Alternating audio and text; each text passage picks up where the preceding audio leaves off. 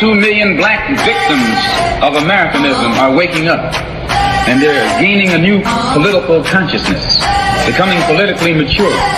And as they develop this political maturity, they're able to see the recent trends in these political elections. Any minority that has a block of votes that stick together is in a strategic position. Either way you go, that's who gets it.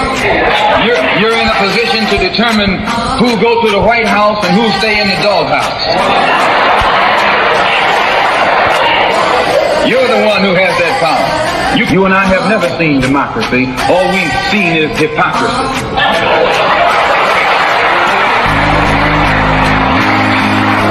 When we open our eyes today and look around America, we see America not through the eyes of someone who has enjoyed the fruits of Americanism. We see America through the eyes of someone who has been the victim of Americanism. We don't see any American dream. We've experienced only the American nightmare. We haven't benefited from America's democracy. We've only suffered from America's hypocrisy. And the generation that's coming up now can see it and are not afraid to say it. And are not afraid to say it. And are not afraid to say it. And are not afraid to say it. And are not afraid to say it. And are not afraid to say it. And are not afraid to say it. And are not afraid to say it. And are not afraid to say it. And are not afraid to say it.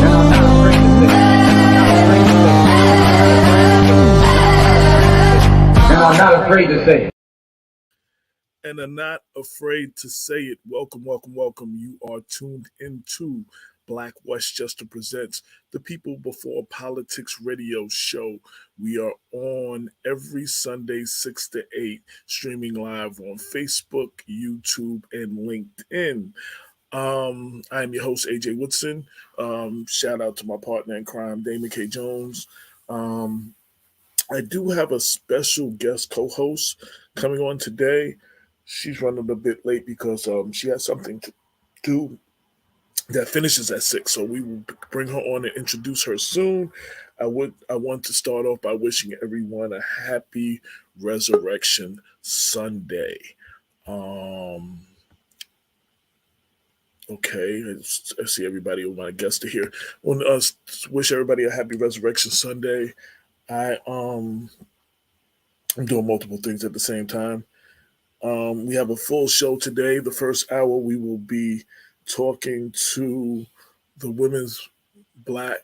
Westchester Black Women's Political Caucus. I always mix up the letters. Excuse me.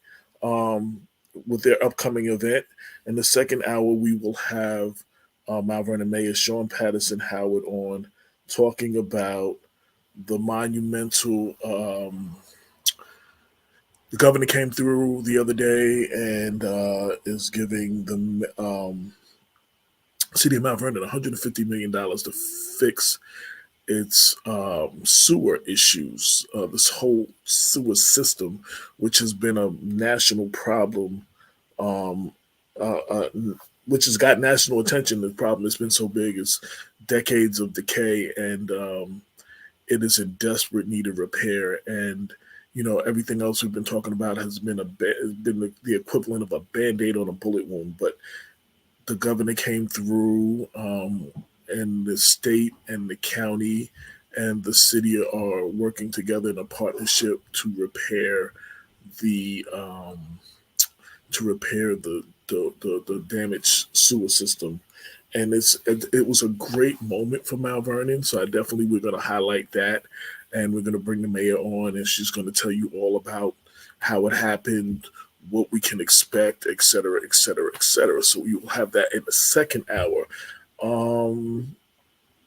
Something else I wanted to do.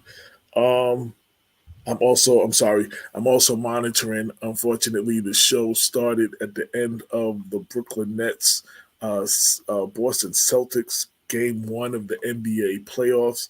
It's like 45 seconds late, so I'm at 45 seconds left. I'm also monitoring the score. As of now, for anyone who cares, Brooklyn Nets are up 114-111 with 45 seconds left.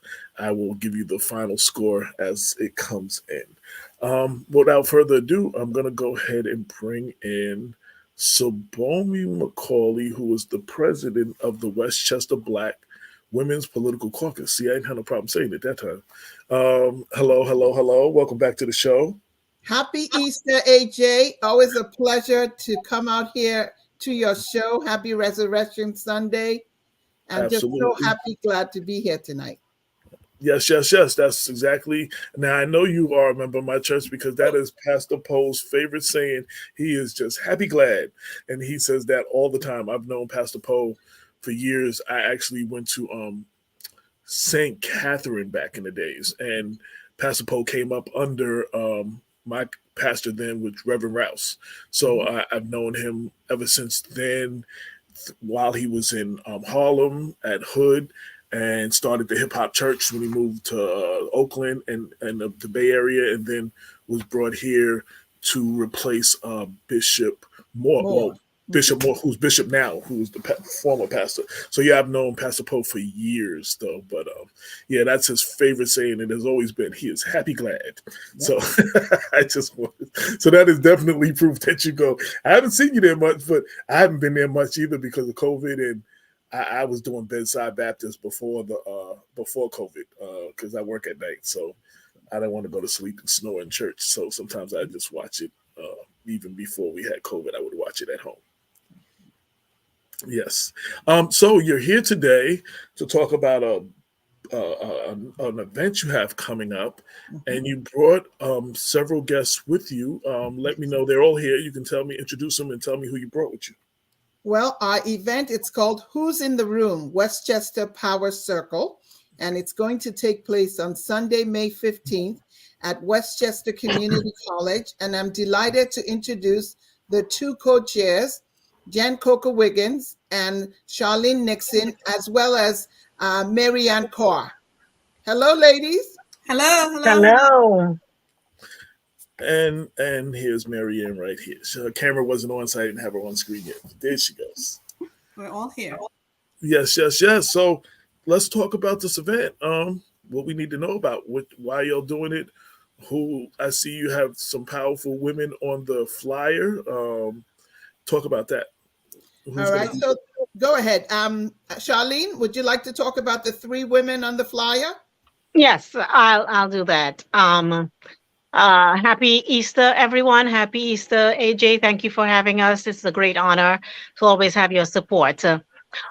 We chose those three women on the flyer because, as we know, one is Andrea Stewart Cousins, who has led the way and fought for the diverse population since she has been in office. The second is our Attorney General. Okay. And I think a lot of the times people forget that to get these powerful ladies or these powerful people in office, it requires people working behind the scene, which we featured in this particular picture. Lupe, she helped. What's her full name, Sabomi? Lupe Todd Medina. Lupe Todd Medina. She's a PR guru.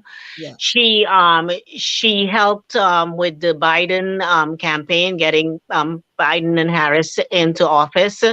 She's just really a powerhouse, and I felt that it was necessary to feature more than just a politician. Though we did pull the image off the internet, we chose it out of many because it's not just looking at the people in power, it's also looking at the people behind the scenes that has gotten them into office. I hope I answered your question. Yes, you did. Three powerful women on our flyer. Lupe Todd Medina, media strategist, public relations guru, who has been a strategist for Governor Kathy Hochul, to name a few, New York City Mayor David Dinkins, and she definitely was a strategist on the presidential campaign of Biden and Vice President Harris. So we are delighted to feature her in the middle on our flyer. Absolutely. So now, what is this event? What is this event for? What is it? Says people in the room. I can't. Who's in the room? Who's in the room? Jen, you're up. Yeah. You have so, Westchester Black Women Political Caucus is a bipartisan organization, and it has always been the goal to empower Black women, women of color, to run for political office. So I guess you lost my camera. I'm sorry. To run for political office in the town, villages, the county, the state, the federal government. So we are hosting this event and planning for it to be a annual event so that our community, their constituents, know who the candidates are, what their stance is, what they stand for, and we also want those candidates to know what their constituents want. So you're representing people, you need to know, you need to meet those people, you need to converse with them, and you need to know what is it that they want. And also we feel that with this kind of event, with the public meeting those running for office and those who aren't running for office that just want to be there, who are currently in office, they can have a conversation, and the public can make an educated decision when they go to vote.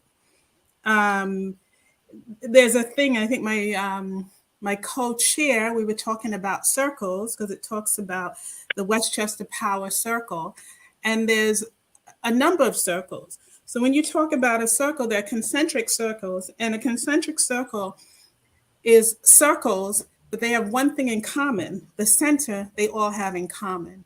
So you have the politicians, you have the decision makers, you have the candidates, the wannabe politicians, and then you have the constituents. We're all in this circle, and we should all have one common goal. So, am I still here? Yes, you are. Okay. My camera went away, so I didn't see anyone. So I didn't know if I was. No. We gave you the solo screen so everybody could just see you while you were talking. Oh, I didn't see me. Okay. Oh, okay. I hope I was smiling. You were. Just to piggyback on what Jen was featuring, it time and time again, it has been the same story. We found that people seeking office tap into the diverse population, the women of color especially, to get them into office. So Sabomi created this platform so that it creates an opportunity, one, for us to hear the candidates and for the candidates to speak to us. Because we need to know, like Jen said, we need to know who is really there that's going to deliver what they're saying. Okay, it cannot just be during a political cycle or an election cycle that we tap into the diverse population. You know, we've been putting people in office time and time and time again, yet we're still holding the end of the stick. So now this platform will allow us to have a broader base, okay, to be able to speak to the moms, the parents, the small business owners. It'll be able to speak to everyone, and we will all have an opportunity to come and have the candidate explain why we should elect them. Yeah. Absolutely. You know, I think that's very important. Also, one of the reasons we started Black Westchester, you know, every other group of people make the candidates, the potential, those running for office, they have to go see these groups of people. They have to tell them what they're going to do for them. They have to hear what it is that these people are actually looking for to earn their vote. All too many times, unfortunately, we as Black people, we give our vote away. We do not understand the power of our vote. And no knock on the Democratic Party. Sometimes I believe that they take our vote for granted because they just know we're going to come out and we're going to vote for them. You know what I'm saying? And we as Black people, we don't do what everybody else is, have them come meet with us and tell them what we need and have them tell us what they're going to do. We elect them and then we start asking for stuff. You understand what I'm saying? So you know, and one of the reasons we did this, so we started interviewing the candidates, asking questions that nobody else was really asking, questions that concern us that you might not get from Aloha, you might not get from a News 12. You know what I'm saying? That affect us, that concern us, our concern. And so I applaud you because we need more of this. We need more people, forming groups like this to make these candidates come to us. They can't get into office without us. Correct. You know what I'm It's saying? called holding them accountable. Right. And we have to make sure that they align with our interests, because even just because they look like us doesn't always mean that they have our interests at heart. Exactly. Sometimes, you know what I'm saying? We find out, like the down saying from down south, just because they my skin folk don't mean they my kinfolk. You know what I'm saying? So we found out that a lot of times, in a city like Mount Vernon, a lot of this, what the city has gone through over the last few decades, we cannot blame on the white man. We cannot blame on the Republicans. It has been a Black Democratic run city. You understand what I'm saying? Some were good, some weren't good, but some we said had to go. We needed change, and we didn't define what the changes that we needed, and we ended up getting somebody in there that wasn't exactly the change we're looking for. So I just say that I applaud y'all and the power of what y'all are doing. Yeah, I just want to say we are multi-partisan, so it's just not a Democratic event. It is everyone who is running for office, because we want to hear what you have to say. And do you align with what the constituents, what the people of the county, of the state, if you're running state office, if you're running for county office, our legislators, our county legislators, even our judges. Some of them, they're running, and they are invited to participate, to come out and meet the public. That's why we're asking the public to also come out. The cost is $25, and you get a lunch, and it's going to be a lovely day outside, in case anyone is worried about COVID. And the Westchester Community College campus is beautiful. Yes. And they are hosting the event in that they have allowed us to use their space. So we expect it to be excellent. With God on our side, meaning the sun and the weather is going to be there. We want to make this an annual event,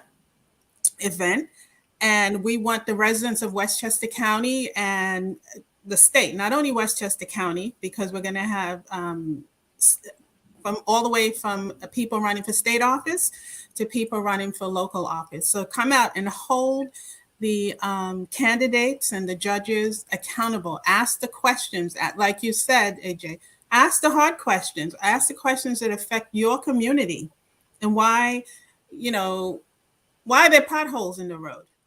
And sometimes there's a reason, but ask the question. And we pay their salary, so to speak. So we are entitled to know. And I'm sure many of them want to speak to the public, Well, I think too, Jan, we're also entitled to results. Yes. Okay. We are entitled to results. Mm-hmm. We're paying our taxes just like everyone else pay their taxes. We are not less. We are not a fraction of a person. Okay. And I think we need to know our value. We need to know our value and stand for it, and stop bending because we're afraid we're going to lose, or we're afraid we're going to be giving up to someone else. No, there is strength in community. And the Westchester Black Women Political Caucus is a community. And it's like Jen has said, it's a diverse community, and it's a bipartisan community. Mm-hmm. But we, as diverse women of color, we need to not just know our value, but we need to show our value and accept nothing less. Okay? Thank you so much, AJ. If I can introduce the third member of my group tonight, Marianne Carr. Marianne. Good afternoon. Hi, AJ and ladies. Happy Easter to all of you. Happy Easter, Mary. It's a pleasure to be on here, AJ, as always with you. These ladies have spoken so eloquently about the mission of the event on the 15th. And I just want to add that it is a platform for candidates to come and engage with the public. Many times they do take our vote for granted just because they have D next to their names. And we know that sometimes elections now are so heavily influenced by money and power. And so we don't want these elections to be bought because they're accepting PAC money, corporate PAC money, and monies from big, heavy donators. We expect to be treated fairly, and we expect for them to engage with us throughout the year, not just during election times. I know that they all come around and they show their faces a lot during election times, and then we don't see them again in the district until the next election cycle. So the whole intent here is to have them know that we're watching. We are expecting you to be accountable to us, to be transparent to us, and to live up to what we put you there for. And that's to represent us with total integrity and show us the dignity that the community deserves and respects. And expects. Absolutely. I totally agree. And y'all have all said a lot. I mean, the stuff that we say all the time on the show. And I was talking about Democrats, Jen, but we definitely get all the candidates that we can get on, the Republicans that are bold enough to come on, and it was usually more before they went the way of Trump, before the Trump, and the attorney general, the district attorney race when Anthony Scarpino won, I interviewed both candidates, and I was really hard. Damon and I grilled the Republican candidate, Bruce Bendich, and when it came to stuff about criminal justice and prosecuting officers who violate, their policies and procedures in the communities and governmental corruption, he had the best answers. And I did not vote for Anthony Scarpino because I didn't think he would be a very good district attorney. Now, he was Democrat and hard for a Republican to win, and he won. And we saw, he was very lax on a lot of this stuff. And we made a career effort. We made a concert effort to get him out. But when Mimi Rocha decided to run, we grilled her hard before, as soon as we heard off camera. And we liked what she said, and we were going to get behind her. Because, again, we had to get Scarpino out, but we needed somebody who was going to be good. And then you were talking about PAC money. One of the things that attracted me to Mimi Rocha, she refused to take union money, PBA money. And why I thought that was, and we need to ask these kind of questions. She refused to take PBA money because the PBA represents the members of the police department, and she may have to prosecute one of their members. So she didn't take no money, and she didn't take money from sitting elected officials, because if they do something wrong, she may have to prosecute one of them. So, we never heard that before, from a district attorney candidate. So we had to get behind her. But I bring that up that those are the questions we have to hit them with these questions. We have to see what their philosophy is and all of these different positions. Judges, some of these judges, I've been interviewing a lot of judges, they're in from 7 to 14 years, depending on whether it's a city court or a Supreme Court judge. You know what I mean? They're in there for a long period of time. And once they're in, they can't speak. You can't ask them questions. They can't speak on a lot of stuff. So you need to get these judges, these candidates running for judge before they become judges and find out what they're about. And that's very important, because as far as we all complain about criminal justice, that's very important for our criminal justice and our justice period, our justice system period. So I just want to throw that out, what y'all was saying. And also, great to see all of y'all. I think I seen all of y'all actually was Congressman Bowman's birthday party, where I actually saw all of y'all in person. I want to take this opportunity. I have a special guest co-host. She is joining Black Westchester, talented young lady, and she's going to be writing for us. And this is her first time as our special guest co-host, Tatiana Pinero. Did I finally say your last name right this time? Pinero? Did I say it right? It was definitely close enough. Closer. Okay. Yeah, I would say, yeah, that's fine. So and I think Hi. And I wanted her to be on this show specifically with all of you powerful women, and for two reasons. One, one of my problems with about a lot of our elected officials and leaders, they stay in office in their positions to ever. You know what I'm saying? And they don't work and bring up the next generation and encourage the next generation. So I definitely I saw this young lady, she's hungry, she's talented, and I want to empower her because she's going to be the future of what this is. So let her say a few words. Welcome to Black Westchester. Welcome. Welcome. Yeah, sure. So you were cutting out kind of a lot, but I know that you asked me to introduce myself, so I kind of go with that. Yeah, so my name is Tatiana Pinero, and I live in Westchester. Specifically, I live in Portchester, and I live on Weber Drive, which is public housing, and I want to focus on, as a journalist, I'm an aspiring multimedia journalist. I want to focus on segregation in public housing in the United States. And then I also want to focus on education. So then I'll kind of explain why. So I'm 27, and I didn't expect life to pan out for me in the way that it did. So I went to Westchester Community College for a couple of years, and then community college actually usually takes more than 2 years. That's usually how it happens. And then I ended up going to Brooklyn College, but I really wanted to go to FIT because I was really into fashion. And I just thought that was my calling, but it just didn't pan out for me that way. And I had a lot of issues that I had to deal with from an economic standpoint. I come from a single parent household, and a lot of times when it comes to living in a single parent household, I'll try to hurry up. I'm sorry.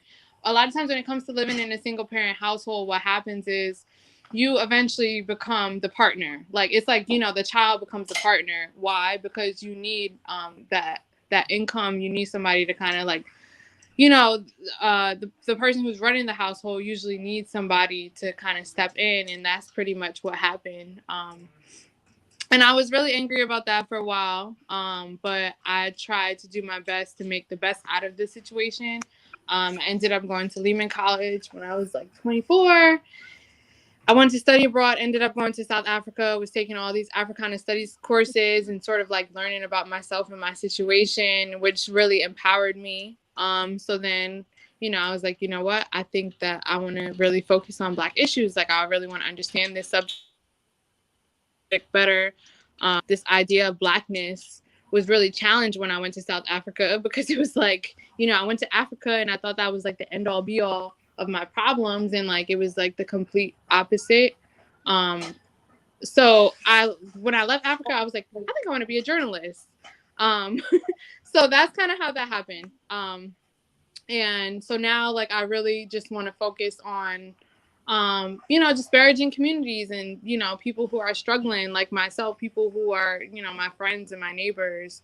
And I really want to take time to empower women, and that's why I reached out to AJ, and that's why I decided to take on this journey and to learn about the work that you women are doing, because at the end of the day, I need you as a young person, and I need you also as a Black woman, sort of coming into her own identity.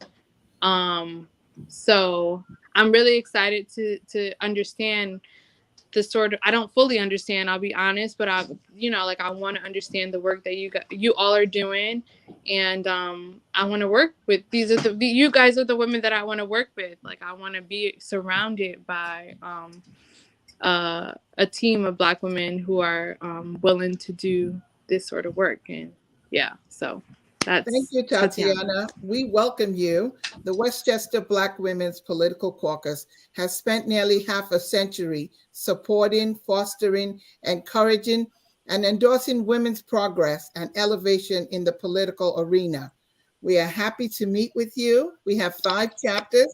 the Yonkers chapter, the Mount Vernon chapter, the New Rochelle chapter, which would be Portchester. White Plains also could be Portchester, and the Greater Peekskill chapter. And we welcome you. That's what we want. We are very concerned about community issues.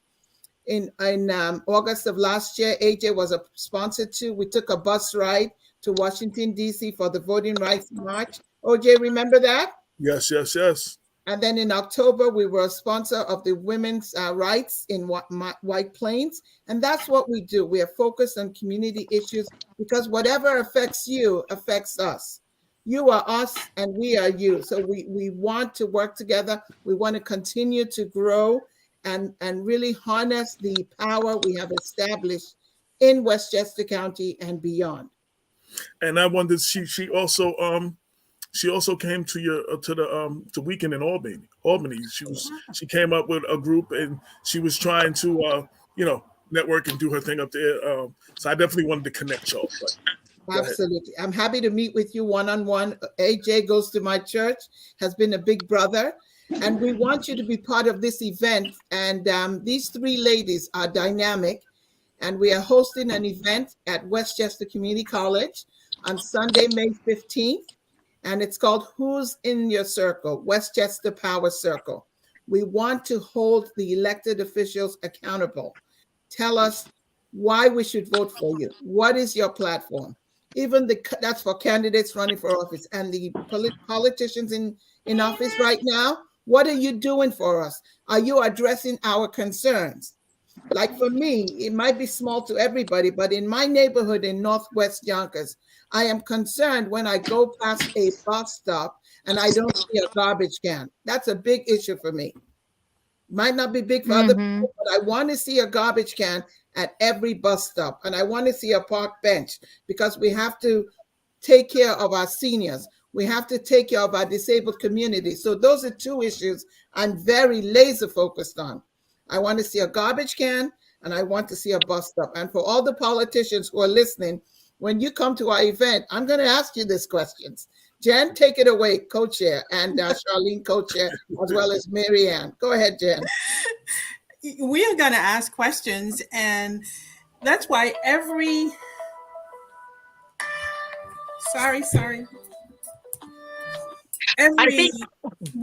every citizen resident of Westchester needs to attend this event.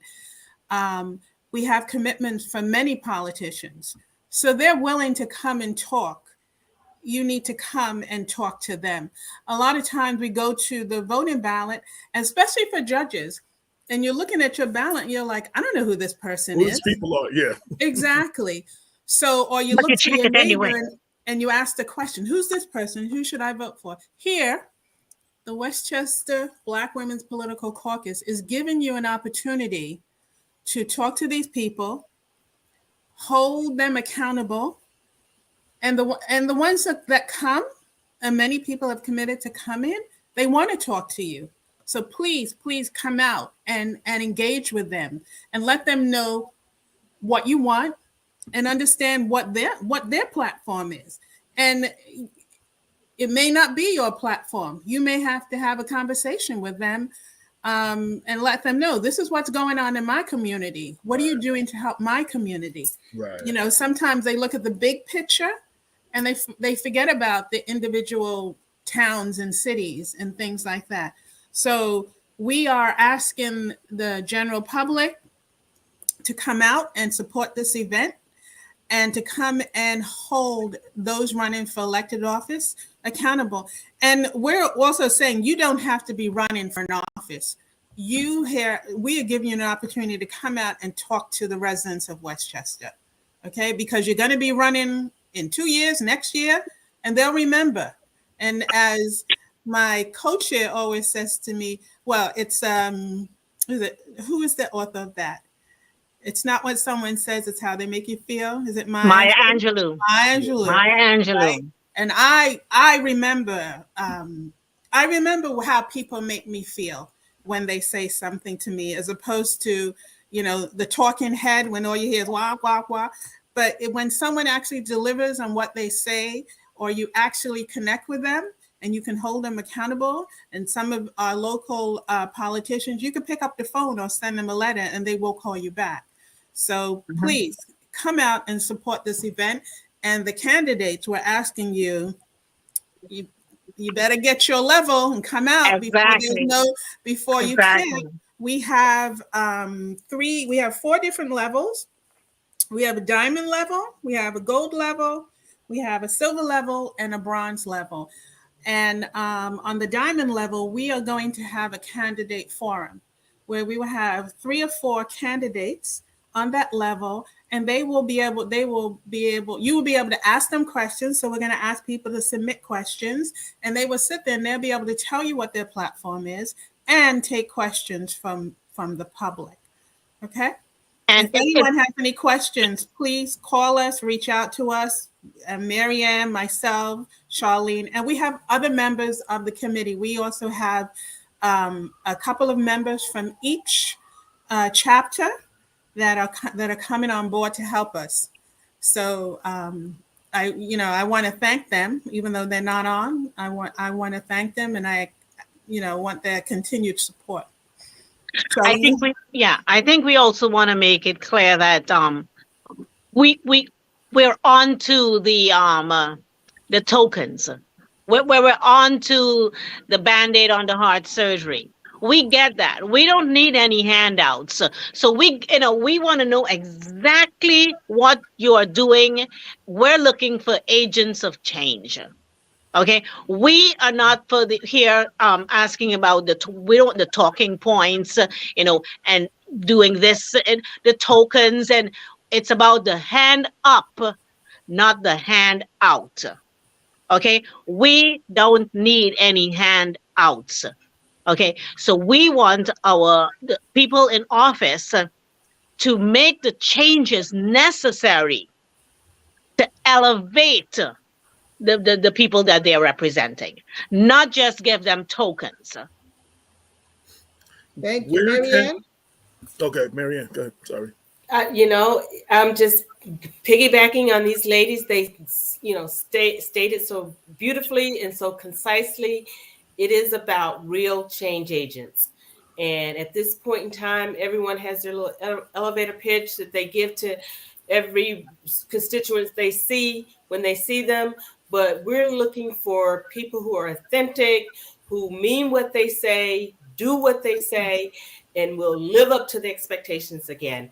We're not sitting here saying, asking you to give us all these beautiful, glorious things, and then 2 years after the fact, or 3 years or 4 years after the fact, we look at it and just look at the list and see what has been done. Not very much, if anything at all. We're expecting you to live up to what you said that you would do for our community and the communities at large. I mean, we're no different than any other community. We want dignity. We want to be treated with respect. We want quality of life. We want quality of housing. We want quality of water. We want quality sewers.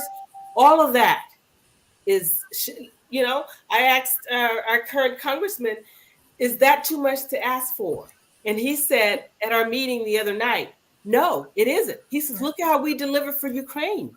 That money, we came up with that money. That money wasn't just sitting over there someplace in a reserve. So no, all of these projects and things that we need to have as citizens of this country, and especially our communities are the ones who normally go lacking with sewers, with, quality of water, quality of life issues. And so if you can fix them in certain areas and give it to the 2%ers, then you should be able to give us the exact same basic human right to quality of life. And that's where we are. We are, we're not the people of yesterday saying, hey, we will put you on the ballot and, we'll wash our hands from it and we'll just accept a thank you from you. No more thank yous. It's about real action for real people. Exactly. And this is a people power movement. This particular forum here is a people power movement. So we are the conduits to organizing it and setting it up. But this is why we say, who's in the circle? We're all in the circle because it's a people power movement. And we want everyone to be a part of this. Exactly. You need us as much as we need you. Absolutely. Okay? You need us as much as we need you. Where can people find out more information? Is there a website? Is there a link to go to, so they can register or whatever and find out more information? Absolutely. You can go to our website, WBWPC, which stands for Westchester Black Women's Political Caucus.org. And if you click the contribute button, it will show you the different levels.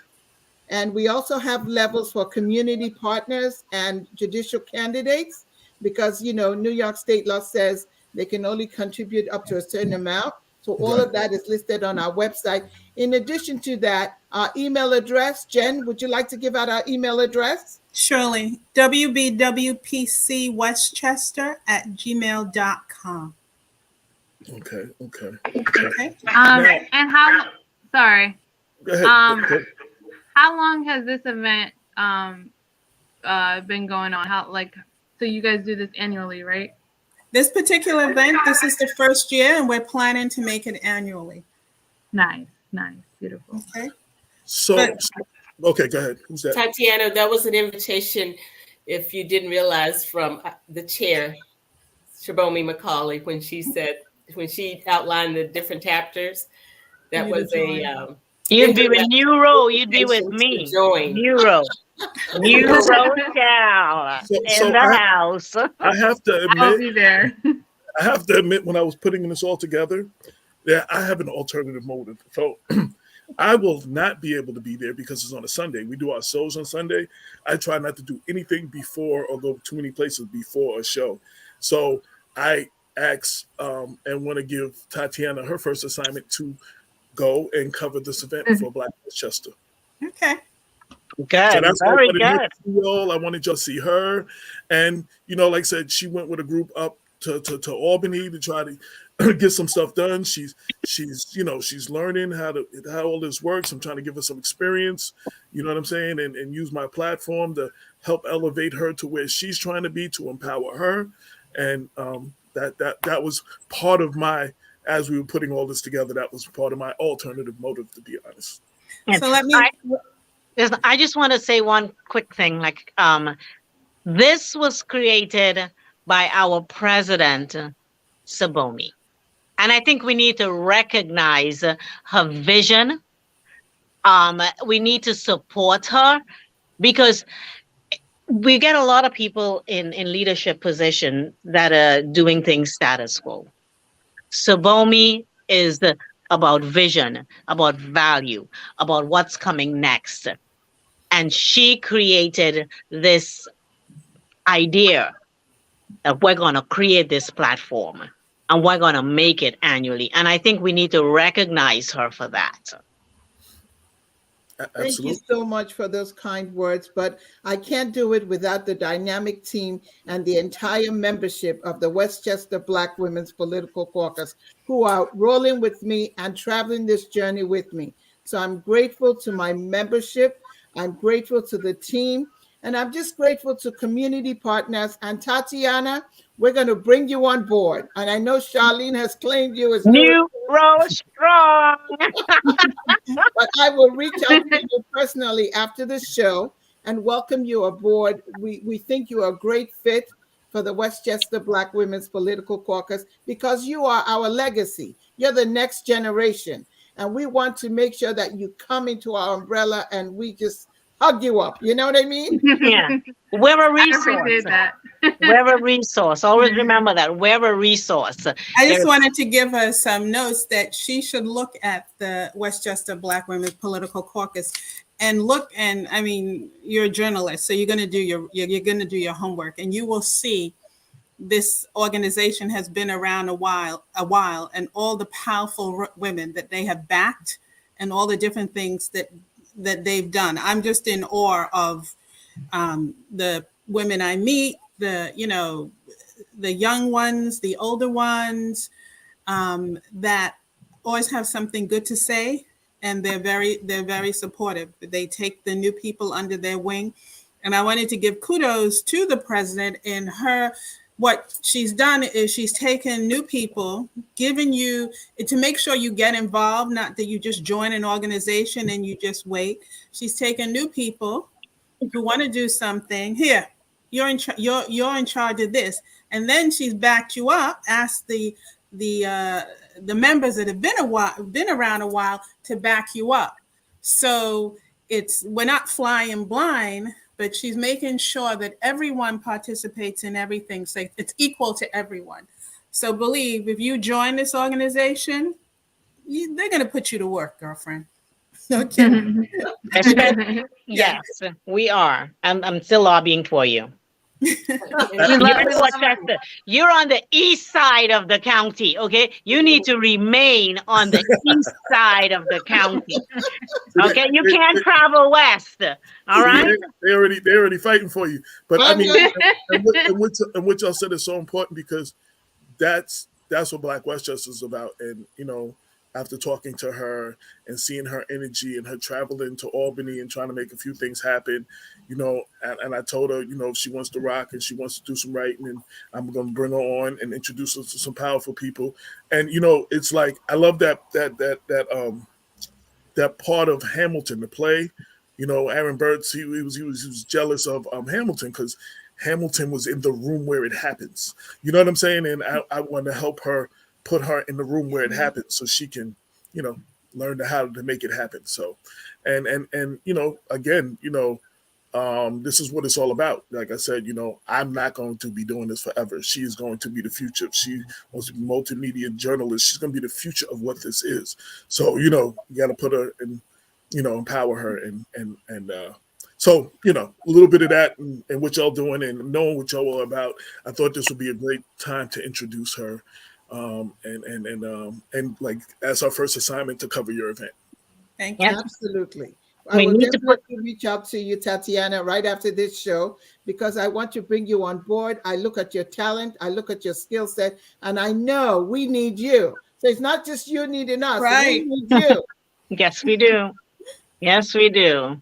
And I also would just like to say that, it does take a visionary person to be able to take an organization to the next level. Mm-hmm. And I see that vision in our current president. And, it's some people are leaders, some people are followers, and it's okay to be a follower, because a leader needs great followers and great supporters. And so, but, someone who looks beyond the current state to take us to the next level. And I've seen Shibomi really play her part in that, in just being active and looking to the future as to where this organization can go. It's like inclusive leadership. Inclusivity, absolutely. And so, I think that Tatiana, you're coming on at a great time. You got some great women to mentor you. You got a great journalist sitting, inviting you into the camp to look at how it's done up close and personal. So you're just surrounded by greatness, and you will do very well, because we will make sure of that. So you're in the circle. I definitely feel that. Thank you guys so much for being so open to me. And just to add one more comment, when we talk about greatness, we didn't expect Senator Andrea Stewart-Cousin to go from Senate Majority Leader to now Lieutenant Governor, because of the different events that transpired over this week. So, and she was, she tells you straight up, if it wasn't for this organization, she could not be where she is today. So here she is, Lieutenant Governor, first, only actually Senate Majority Leader in the country for the great state of New York. So those are things that the Black Women Political Caucus can take full credit for. You definitely, they talk about the glass ceiling. This organization is definitely comprised of those who are ceiling breakers, glass ceiling breakers. Andrew Stewart Cousins had to fight for a while to even become the Senate Majority Leader because there were certain fractions inside her home party that broke off, like went rogue, so that she wouldn't have the majority, and they were voting with the Republicans somewhat. You know what I'm saying? So she had to get them out of there, and then eventually got the role that she should have had years before, and then lieutenant governor. Like, I mean, you just see, this, and we just got our first African American woman Supreme Court justice. I mean, you can see, it's a good thing, and I don't want, and I tell our people this, it's worthy celebration, but the work is not over. There's so much more to do. Sometimes we get caught in the celebrations. We think, we won. We made some achievement, but we have a lot more to do. And I also want to echo what everyone else is saying about Sabomi. I've known her for a few years now. I have been impressed with, especially her work here with, the Westchester Black Women's Political Caucus. I actually said it fast. I didn't have to think about it. See, there you go. Progress. So no, but I've actually seen that, and had her come on with a group of y'all for various different issues. And I think that's very important. And, I want to congratulate you for the work you're doing. That's what we try to highlight here. And all of you women, like I said, what was Women's Month, like I say, for Black History Month, we do history every day. So, 1 month is not big enough to so I just want to give you all your flowers again, for all the things that y'all are doing. Thank you. When I was married and I lived in Atlanta, I had 2 young stepdaughters, and Obama was in office. And I told them, I said, for the first time, you can see something. You can see yourself in the White House. I never had that. I had like Amy Carter and other, I ain't look like none of them people. You could actually see yourself in the White House. You know what I'm saying? The daughters of a president. Like that's huge. And I think representation is very important. And that's a lot of why Black Westchester does what we do. People need to see our people, the things that we do, and there are people filling these roles, doing these jobs. A lot of times we're in the back. A lot of times we don't get credit for a lot of stuff. And, I just want to applaud you for what you're doing. As we're about to go into the next segment soon, I want to give you a chance for any last words y'all have. And Tatiana is going to stay with us because I have another very important, powerful Black woman for you to meet in the second segment. So, I'll go first. So your next guest is our Mount Vernon mayor, who is a member of the Westchester Black Women's Political Caucus, Mayor Sean Patterson Howard, who's a good friend of mine.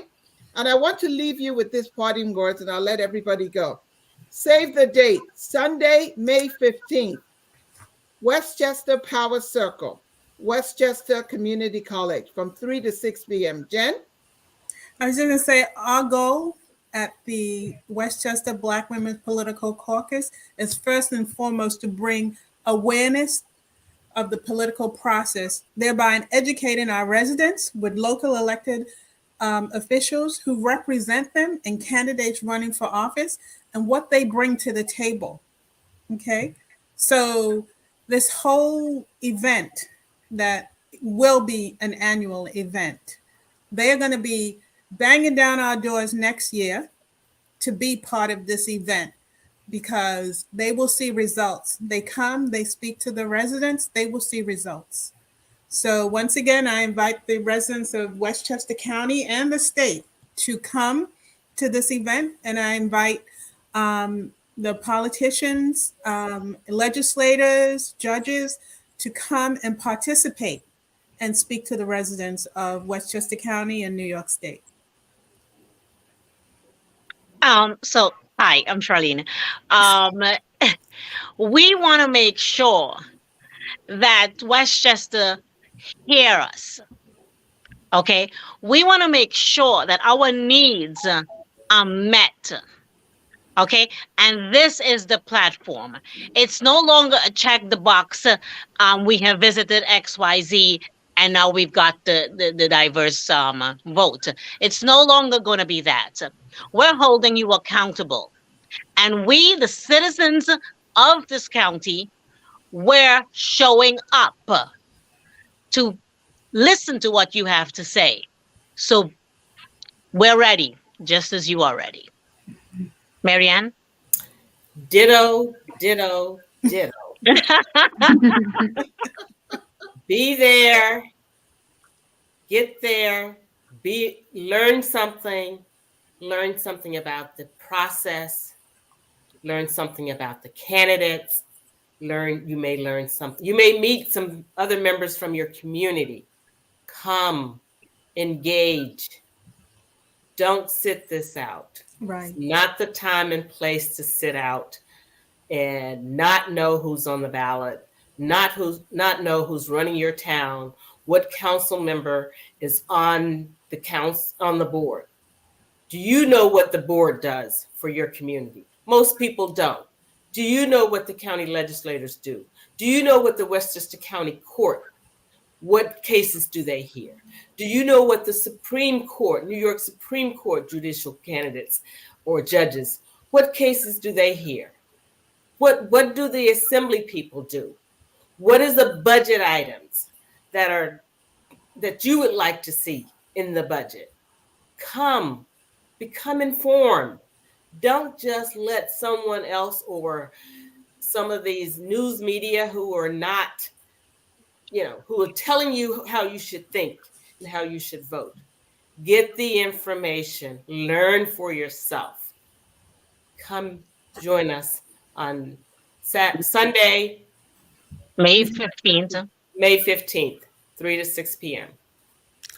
So I just want to say, during the month of Women's Month, Women's History Month, I had made an effort to put as many women on the screen as possible, even having a different woman, new guest co-host every month, every week.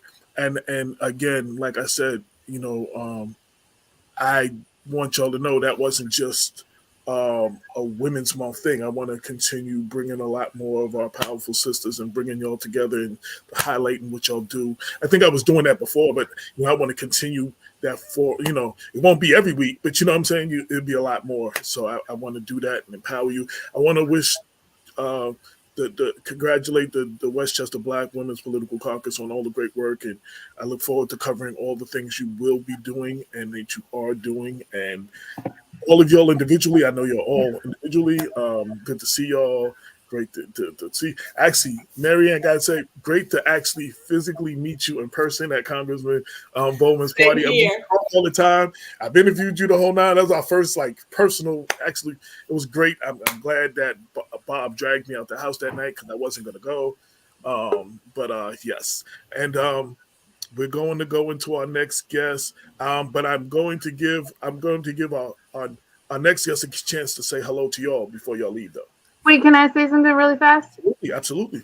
I just want to say I'm excited to work with you all, and I think that no one understands women the way that women understand women. And I'm a big women's woman. I don't know how to say that. Yeah, we know what you mean. We know what you mean. And there's definitely a certain level of a synergy that happens. I've been to a lot of women's events, and I do my best to support the women that I'm around, and it's been the same. I've had a lot of people who reached back to me. So there's nothing that I want to do more than to give back to women, especially of color. So I'm excited to work with you guys, and then also just being from different generations and sort of understanding how we can all relate, but also filling in the gaps in between, and whatever this becomes, I'm so open to it, and I'm so excited, and I'm happy to be supported, and to have you all. You're welcome. I'm so glad. We're happy to have you. I love it. I love it when a plan comes together. As a father of a daughter who's actually older than you, when I was raising her at moments by myself, I knew that I could not teach her to be a woman and what it meant to be a woman. And my daughter has grown to be such a powerful, beautiful woman. And my mother is very responsible for that. My sister is very responsible for that. And I kept powerful. I introduced her to powerful women who were doing things. A lot of y'all know I used to be a music journalist. So when she was with me all summer, she would go to the labels, and I introduced her to the publicists that were running, female Black publicists that was running the label, running that department. And she got to meet all those people, and she would sit there and have lunch with them while I do my interview or whatever. You know what I mean? And I kept surrounding her with, she wanted to play basketball. We had the beginning of the WNBA. I knew somebody who was doing promotion. I got her we got not only tickets, but they got me. I was able to take her back. You know, she got to go in the locker room and meet them and everything. And I wanted to empower her with everything. So that's always been my thing. And before y'all go, I want y'all to say hello, and our next guest to say hello to y'all. Y'all all know each other. Welcome to the show. Hi. Hello. How's it going? We're rocking it. That's my man, Mount Vernon. And my sisters, it's always good. I am a member of the Westchester Black Women's Political Caucus, countywide, as well as the Mount Vernon chapter. And so, Sabomi is doing an amazing job. Every time a leader comes in, you always want them to maintain and take it to a higher level. And that is what she's doing. And Jen Coker Wiggins, yes, Jen, and Marianne. Charlene, I've had opportunities to work with each of these women. And so Tatiana, looking forward to an opportunity to doing some work with you, because it is all about lifting as we climb. It's all about working with each other to support, to undergird, uplift, and help expand our capacity for the work that we're doing, because the work that we're doing is never about us. The work that we're doing is for our community. And, TD Jakes and has talked about it. I had an opportunity to go to his leadership summit in North Carolina. And he always says it, but he kept saying it the whole weekend. He said, the blessing is never for you. The blessing is to come through you, but you have to understand that the blessing is never for you. It's kind of like being someone who is overseeing someone's estate in trust for their children or their loved ones. And so whatever God does for us and through us, he does in trust for the people that we serve. And so, oftentimes when people sit in positions, they're looking for, well, how is this going to benefit me? It's never going to benefit you the way you think, but it will if you allow God to do it, to benefit the community and those who are surrounding you. Love you, Sean. Well said. Well said. Thank you. Always a pleasure. Yes. Always a pleasure. And looking forward to the 15th of May, ladies. Woo, woo. Thank you. Thank you. Yes, looking forward. Take care, Sean. All the best. Yeah, Take thank care. you so much. Thank y'all for being on. Thank y'all all Thanks, for being AJ. on. See you Yeah, soon. thank you, AJ. Tatiana, I'm calling you. Bye, Tatiana, just remember, neuro strong, Tatiana, neuro strong. You're an East Side girl, okay? Just remember that, East Side. I'm gonna play this little video, and then we're gonna get into our next segment. Yeah, Sean, you can talk to her about joining Mount Vernon. Tatiana, stay with me, and we'll be right back after this. You are now tuned into the People Before Politics radio show, brought to you by the good folks at Black Westchester, Black Westchester, Black Westchester, Black Westchester. Check the newspaper. Black Westchester, Black Westchester, Black Westchester. Check the newspaper. Real talk for the community since 2014.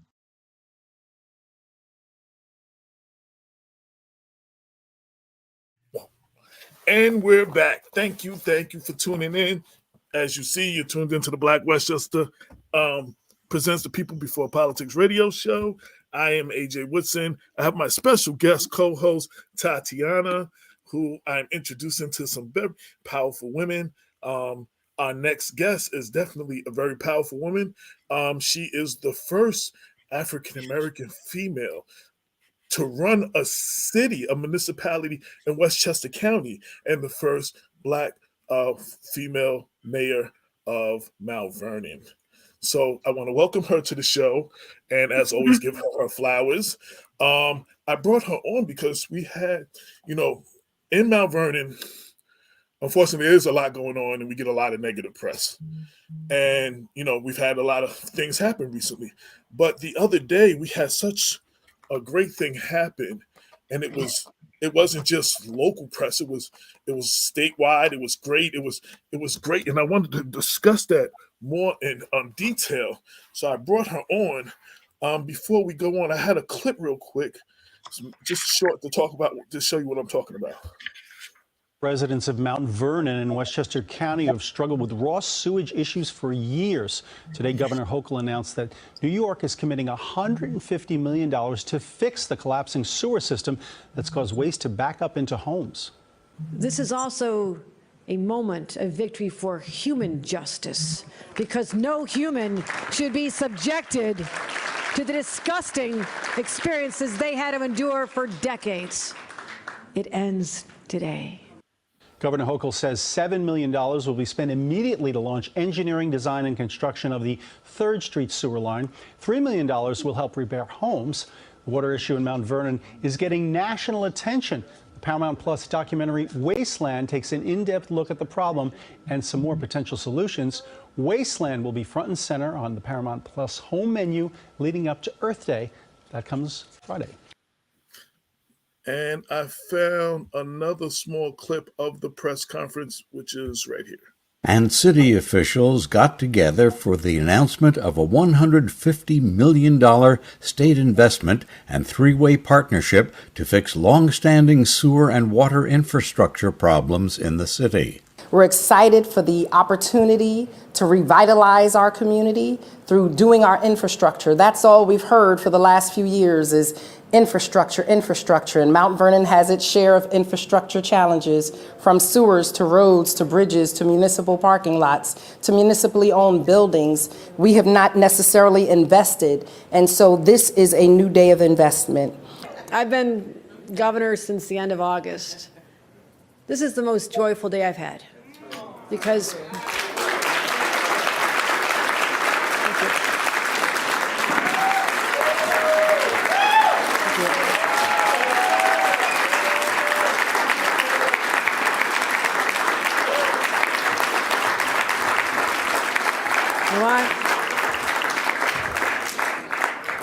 because what we're doing here today is so simple, but so overlooked. We're taking care of our people, and I'm so proud of your governor, and I'm going to keep taking care of you, because you deserve a government that listens to you. Thank you. And let me bring up our county executive, George Latimer.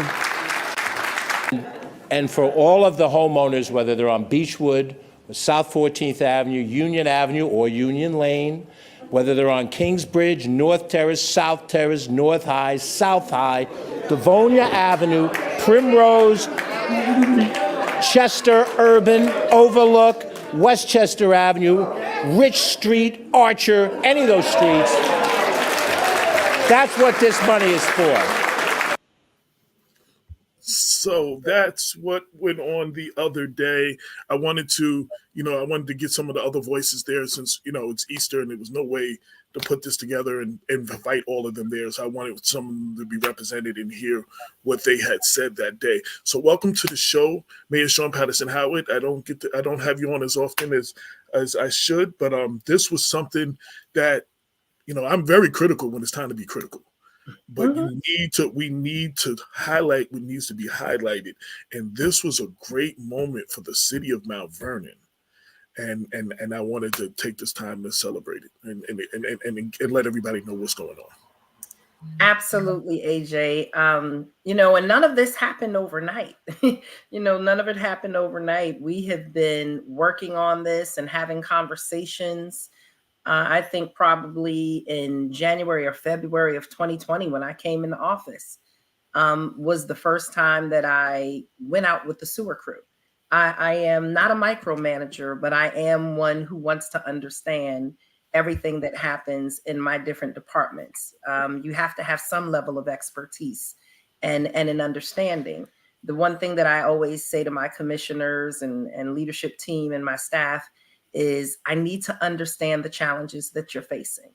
And I need to understand them in not a superficial way, but in a significant way, because we never know when you're going to have an opportunity to be in a room, right? And I travel and I'm at different conferences and different workshops. I've been on different Zooms, and because they educate me, because they take me around, because I get out there sometime in the evening with them or on the weekends, I get firsthand experience and firsthand knowledge. And so whenever I'm at a conference, whenever I'm at a training, whenever I'm in a meeting, I get to speak to the issue in not a way that's very surface, but in a way that is granular, if necessary, to paint the picture, to be able to ask the questions. And so whether I have meetings with my team or they give me PowerPoints to travel with, I always try and keep it in my pocket. And I really learned that as CEO of the Y, there would be different opportunities and people didn't always spend their money. And the city would call me and say, look, we have some funds that we have to recover. Do you have a project that's ready to go? Do you have anything, in your holster? Right. And so I always understand that you have to have something in your holster ready to present. What is your 30-second, your 60-second, your 2-minute elevator pitch when you get in front of someone that has the opportunity to make a difference for your community? And you can't use that moment to be impressed, to be starstruck, or just to do a photo op. I use those moments and those opportunities to talk about what our community needs in a way that is going to be passionate and make them remember us, because it's hard. We are right outside of New York City. We get lost in other big urban communities. We're next to Yonkers, you have New York City, then you have the, Syracuse, Rochester, Buffalo, Albany, but then you have Newark or Patterson or New Haven or Hartford. And you get lost. You get lost in the media. You get lost in regional discussions. And so I'm always trying to find a way to elevate the conversation around Mount Vernon and let people on a regional, state, and federal level know that Mount Vernon is the right community to invest in. I know our demographics, based on our size, based on our density. And this is a great place for them to invest in and really look at some of the best practices that they want to launch or have been launched in other places, because we are a small to mid-sized city. But whatever we do here can be scaled up for your larger metropolitan areas or scaled down for your towns and villages. And so that's how I'm going to always present Mount Vernon, is this is a good place. Whatever you do here, we're going to do it with fidelity, meaning by the books and by the rules. We're going to spend the money the way we're supposed to. We're going to execute the projects the way that we're supposed to. And you'll be able to use it as a model of how to get some things done in other places. And so those are the conversations we have. So for those who don't know outside of Mount Vernon, I know people have heard we have a sewer issue. I know people have heard it's leaking into the Hudson to the Long Island Sound or something, but everyone didn't know. Everyone still doesn't know how bad this situation was and for so long. So can you just speak to that? So we can explain how important this really was. So from this, and I want to clear it. So thank you for saying it's a sewage and it's a stormwater issue, because people are saying, oh my God, we've been drinking bad water for years. No, it's not our drinking water. Our drinking water is. Can I interrupt you? Yeah, you got to say it. We have been ranked in the Westchester, the water. Yeah, we were number one, the best tasting water for a couple of years running, I think. So yeah. And it's clean. It tastes good and it's clean. So our drinking water, it's not a problem. And so when they talk about the Clean Water Act, water is water that comes out of your faucets, but also water and how is what there's a life cycle of water. There's the water that comes out of the faucets. There's the water that leaves your house through your pipes and your plumbing and your toilet and washing machine and things. And then there's water that rains down on a community and becomes the storm water that goes through our stormwater pipes. So under the ground, you have two different types of plumbing for the city. You have residential plumbing, business plumbing, which is the sewage. And then you also have stormwater drains. And so when you look at the drains on your block and the water is running and pouring down in the rain, and then that water goes down into the drains. So both, that water goes out into the Bronx River and the Hutch and the different waterways around us. Sewage is supposed to go through a sewage system that goes up to the county and down to New York City through a very intricate, kind of like sewage subway. It has its own system. One of the challenges here in Mount Vernon is over 100 years ago, when our sewage system was built, it was built opposite. The sewage pipes were built on top and the stormwater pipes were built underneath. In most places, it's the other way. Why is that important? Because our sewage pipes were vitrified clay. They're old clay pipes. And over the years, as they've started to disintegrate and become porous and things could seep through it seeped through the pipes onto the stormwater pipes that were also getting old. And so you have sewage pipes above stormwater pipes. And then what happened is the sewage started seeping into the stormwater drains that go out into the Hutch and into the Bronx River.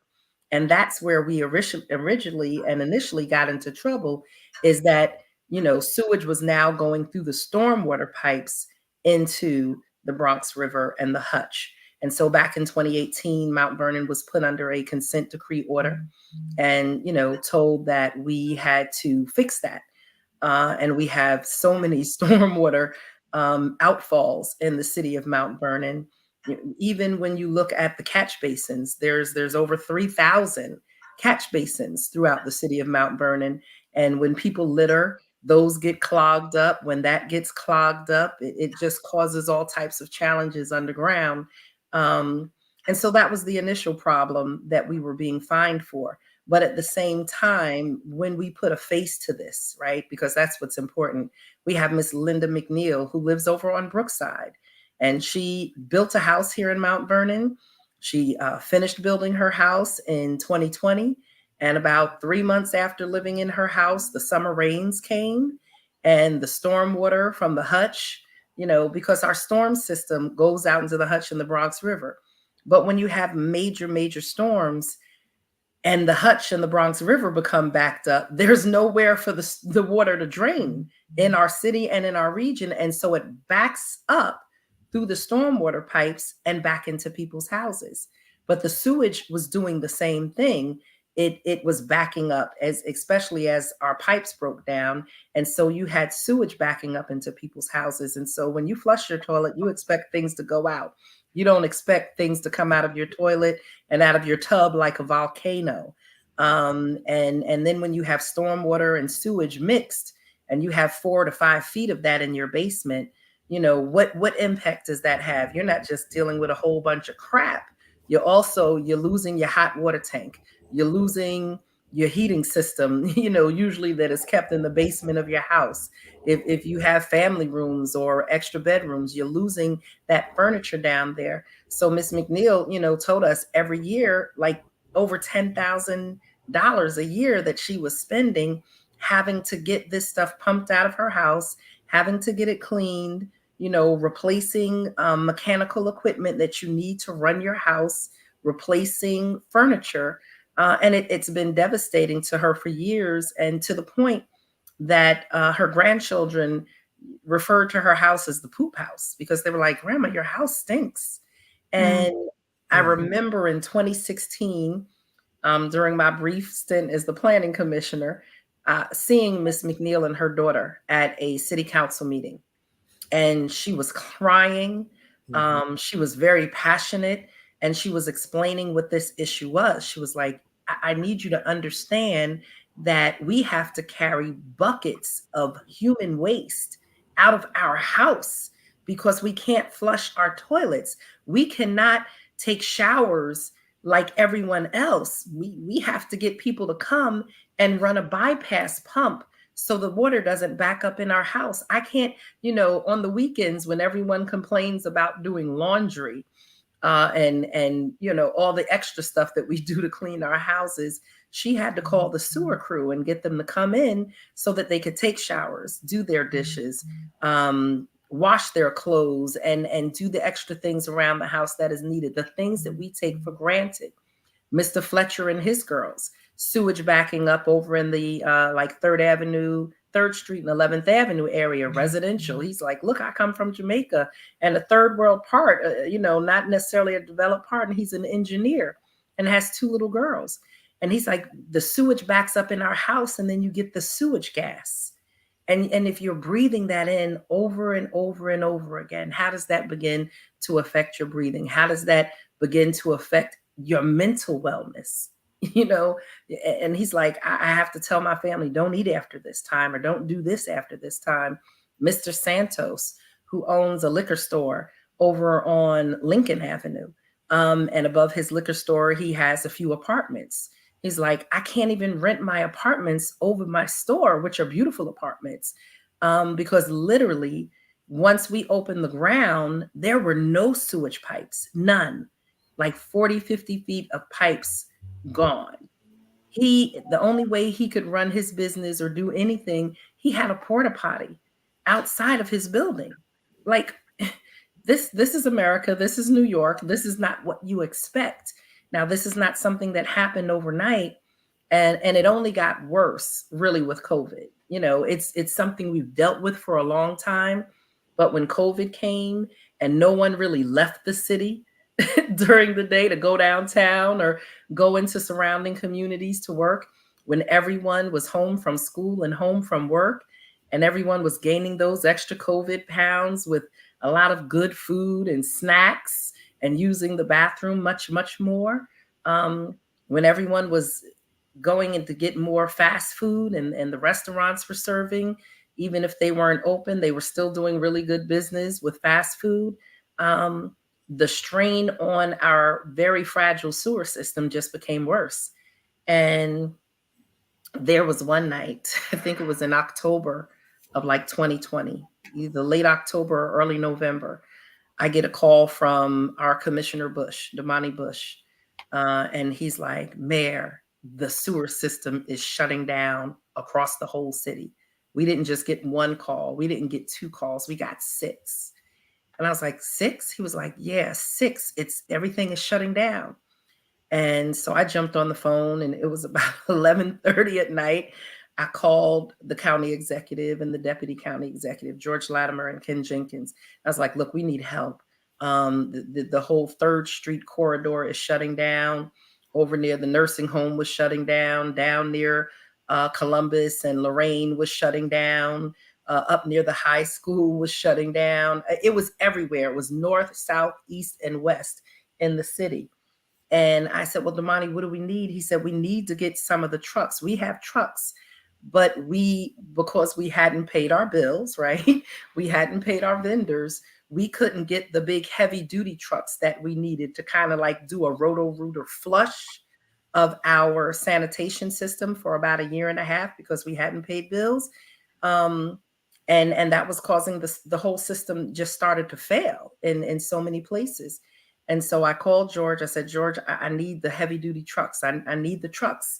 And he was like, I got you, Madam Bear. Next thing, and I'm gonna call him at 11:30 at night. I apologize. I said, please apologize to your wife. This is a Sunday night that I'm doing this.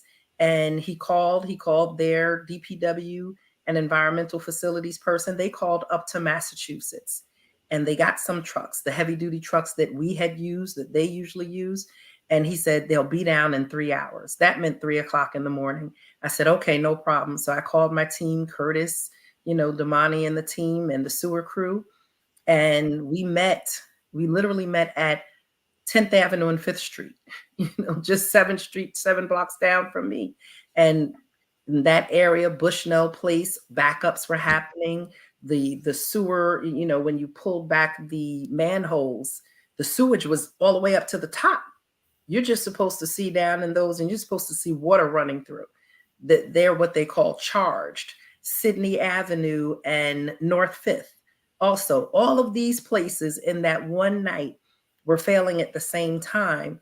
And we just went around the city and they pulled the manholes up and they had to go, 10 manholes down, trying to figure out where one was open so that we could get the trucks to put their big tubes down there and suck it out and get the system to work again. And I kind of got baptized that night, right? I got officially adopted into the sewer crew that night because it was about 7 a.m, and we'd been out there by then for about 4 hours. And we were now at Sydney Avenue and North 5th. And you have those several senior citizens buildings there. You have the school there. So, you can't have the system failing right there also. You can't have it failing anywhere. And they were showing me, okay, this is how we're doing it. And they put the tubes down and they ran and they were doing the flush and, face over the manhole, looking, studying it. And all of a sudden it said, and all the sewage just came up and bursted into, the face. I had my mask on, but oh my God, like, oh. It was like, you got baptized. You are official now. You're part of the sewer crew.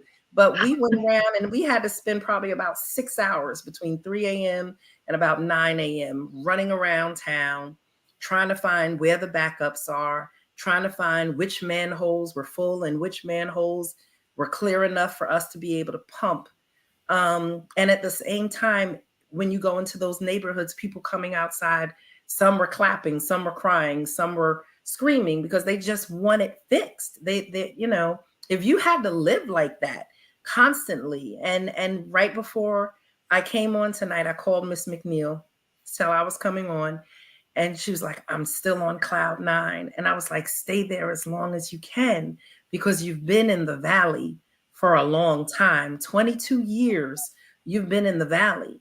22 years you had to look at the investment of your home be depreciated and go down because she said people told her to sell her house and move. She's like, how am I going to sell my house? My house has all of these problems. It's not going to pass engineering reports, and I'm not going to get the value, so I might as well stay here and fix it. And I don't want to move away from my family. I don't want to have to start over. She built this house.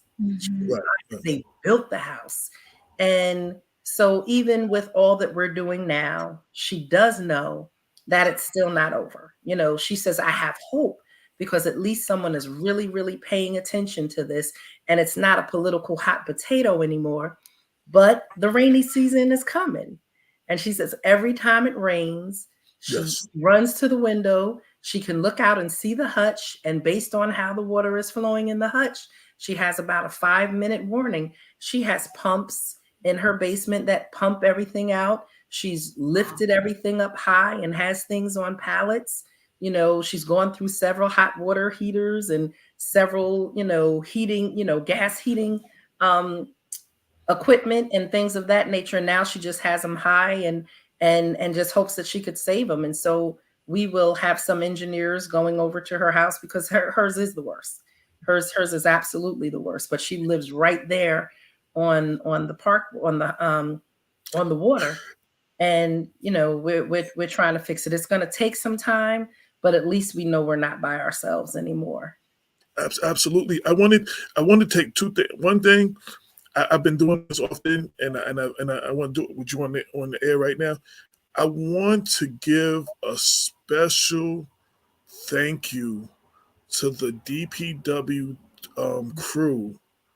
Even when we had to stay in the house and we couldn't come out, they were out there in crazy conditions, whether it was for snow, whether it was for whatever needed to be done. They were holding us down. And I know I probably don't know half of the conditions they had to deal with. I know a lot. And with the equipment problems and everything. But they continued to do. My garbage got picked up every day, every time it was supposed to get picked up. Sometimes it got later because of whatever reasons, and the snow got removed when it was supposed to. Sometimes because of trucks and stuff, it was a little later than maybe some people would have liked. But they did great jobs working around it, and we don't applaud. Like during the COVID thing, we did the thing at a certain hour. We all clapped for the medical, the first responders. They were out there for all of that too. We need to just give them applause. So I just want to, and more importantly, during every administration, it wasn't just for one administration. They were loyal to somebody. They've navigated the ridiculous political climate that the city is under from administration to administration, kept their head up and kept doing their job. You know what I'm saying? So I just want to give them props. Number two is Tatiana. I wanted to give her an opportunity if she had any questions.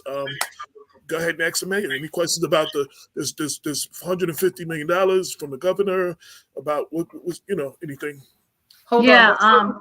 Before we Sorry. jump there, I just, like you said, AJ, right now we're talking about the sewer crew and what they've done, but DPW has held the city down. No garbage trucks, going through red lights, not having brakes, not having tires, having to borrow equipment from Yonkers and New York City. Same thing, police department, having to borrow cars from Westchester County, not having gas on weekends and having to go to corner gas stations. Fire department, not having equipment, had to borrow ladder trucks from New York City again. Shout out to former Mayor Bill de Blasio, who I only had the opportunity to find out by going to a conference before COVID started, that his mother was born and raised in Mount Vernon, right? He's like, yeah, I mean, who knew? And so being at the United States Conference of Mayors, like 2-3 weeks in, and meeting him and talking to him, he says, look, let me know what you need. My mother was born and raised in Mount Vernon. She has, always had very fond memories, and I'll have your back. And he did. When I picked up the phone and called him and I said, I have a fire ladder that just broke over a fire with a fireman at the top of that ladder, was able to swing it out. But we have a fire truck that's being held because we haven't paid it. Can you help me? And within 24 hours, he had a truck up here and then trained us. And he even, had them label it as a Mount Vernon truck, so people wouldn't think that New York City was managing our fire department. And then I have to thank Mayor Eric Adams, because it expired. It was supposed to be for 90 days while we were waiting to order new trucks, and we ordered the trucks, but the trucks didn't come in. So we had to do another 90-day and another 90-day right before de Blasio left. And on April 1st, New York City was like, oh, we need our trucks back. And I was like, oh, no, our trucks still haven't come in. And I was able to get in touch with Mayor Eric Adams, and he said, absolutely. And so, the same thing to Mayor Spano. We have some of their garbage trucks. And so while we've ordered things and things are coming in late on supply chain, our three biggest departments, which are police, fire, and DPW, continue to utilize borrowed equipment, old equipment, broken equipment, challenging equipment. And all of our departments are working under-resourced, but they show up every day.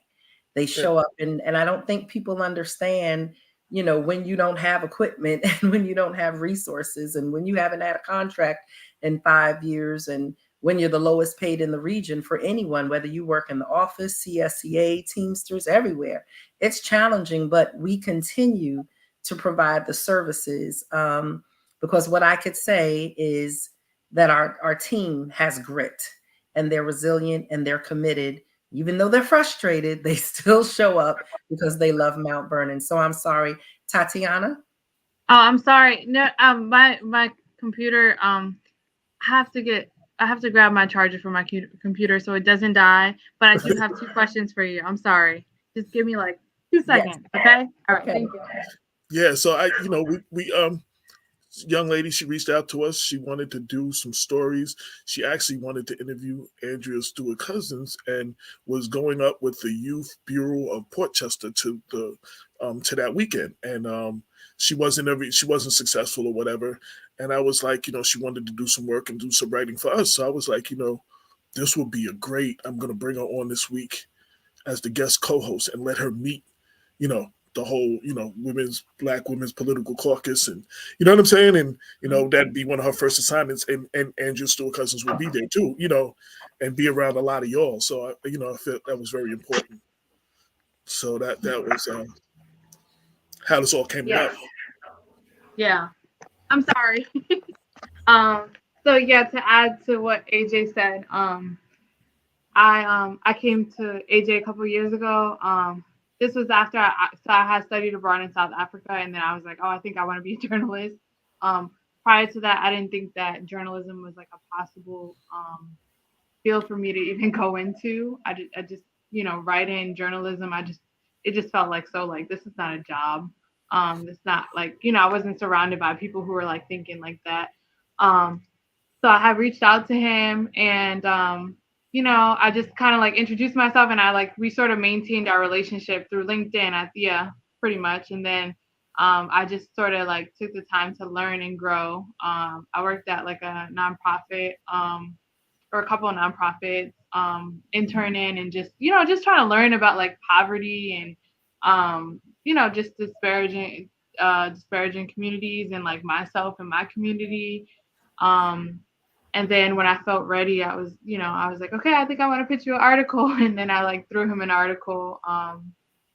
I'm very like, I try to be patient with my process. So like, I try to do things like from an authentic point of view, where I only want to do something that makes sense, and it kind of aligns with like me and like my personal views spiritually, and like from a philosophic standpoint.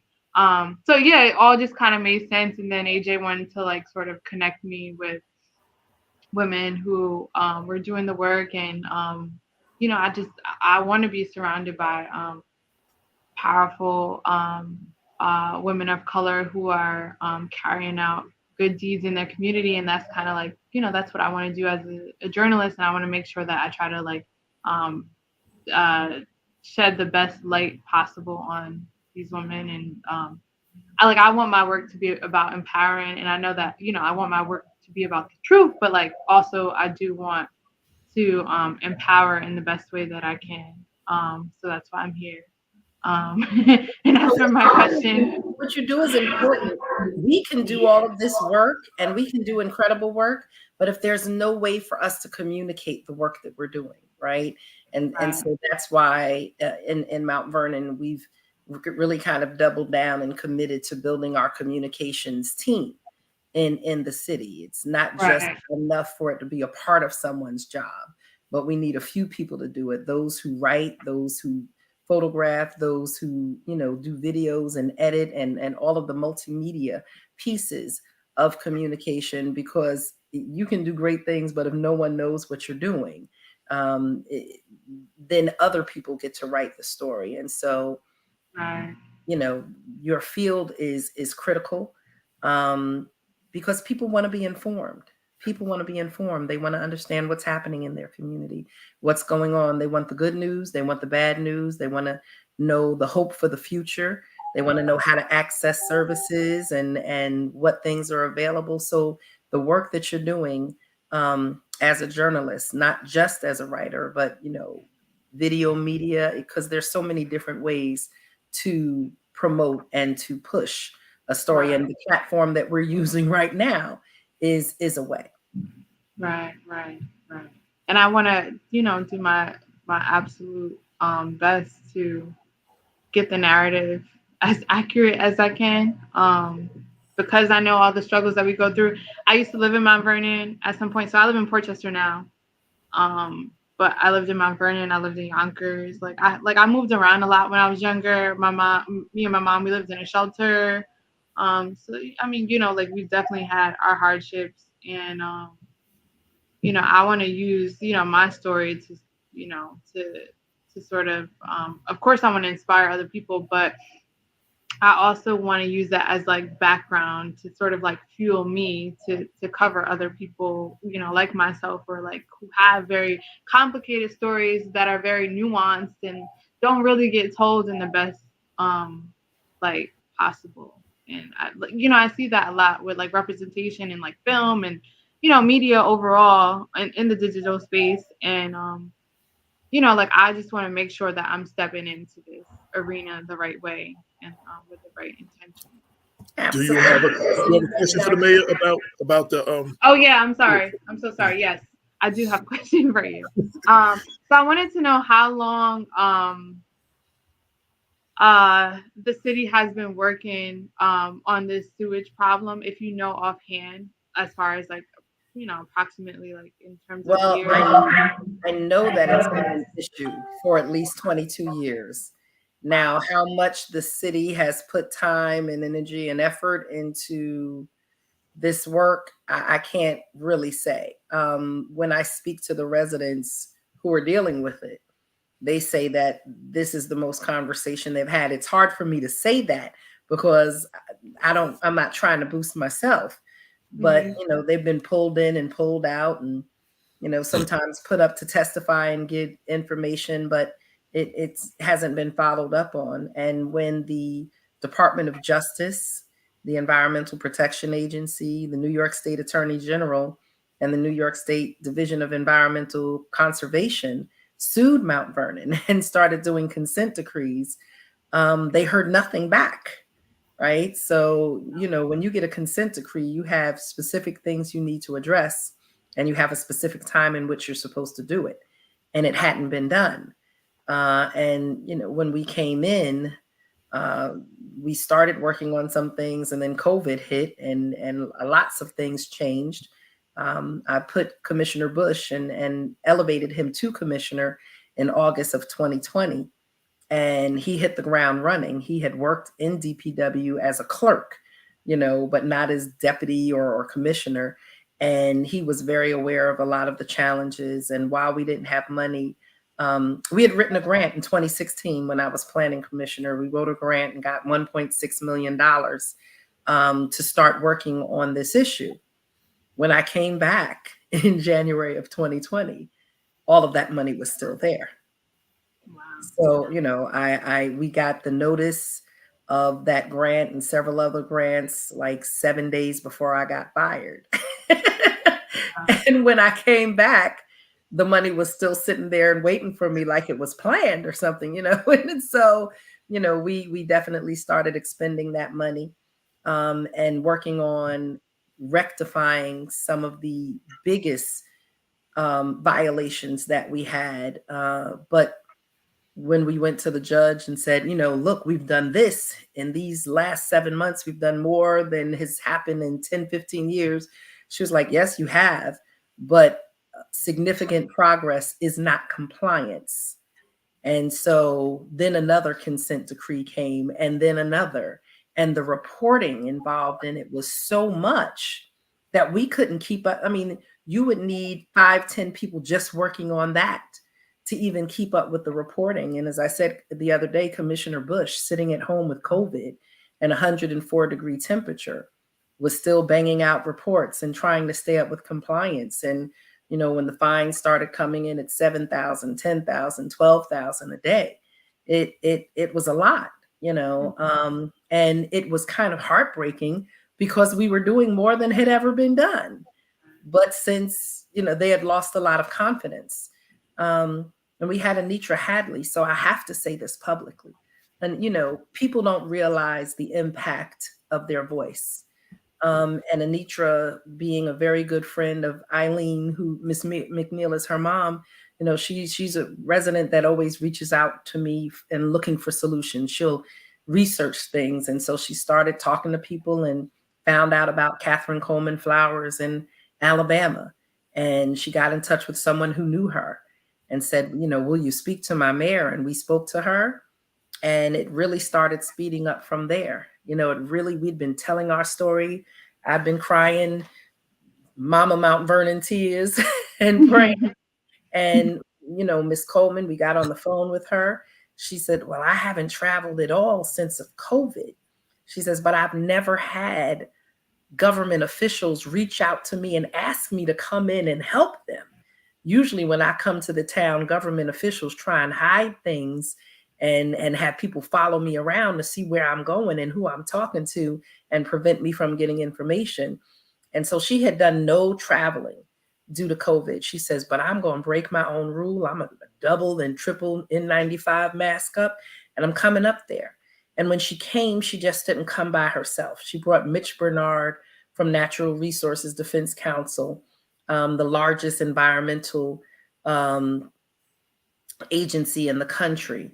And then I had Karen Weaver, who was the former mayor of Flint, Michigan, in the midst of the whole Flint, Michigan water crisis. God, this is Easter, so can we talk about God a little bit, right? Because God places you and puts people in your path that you don't even know how that's going to turn out. She was the interim CEO of the African American Mayors Association.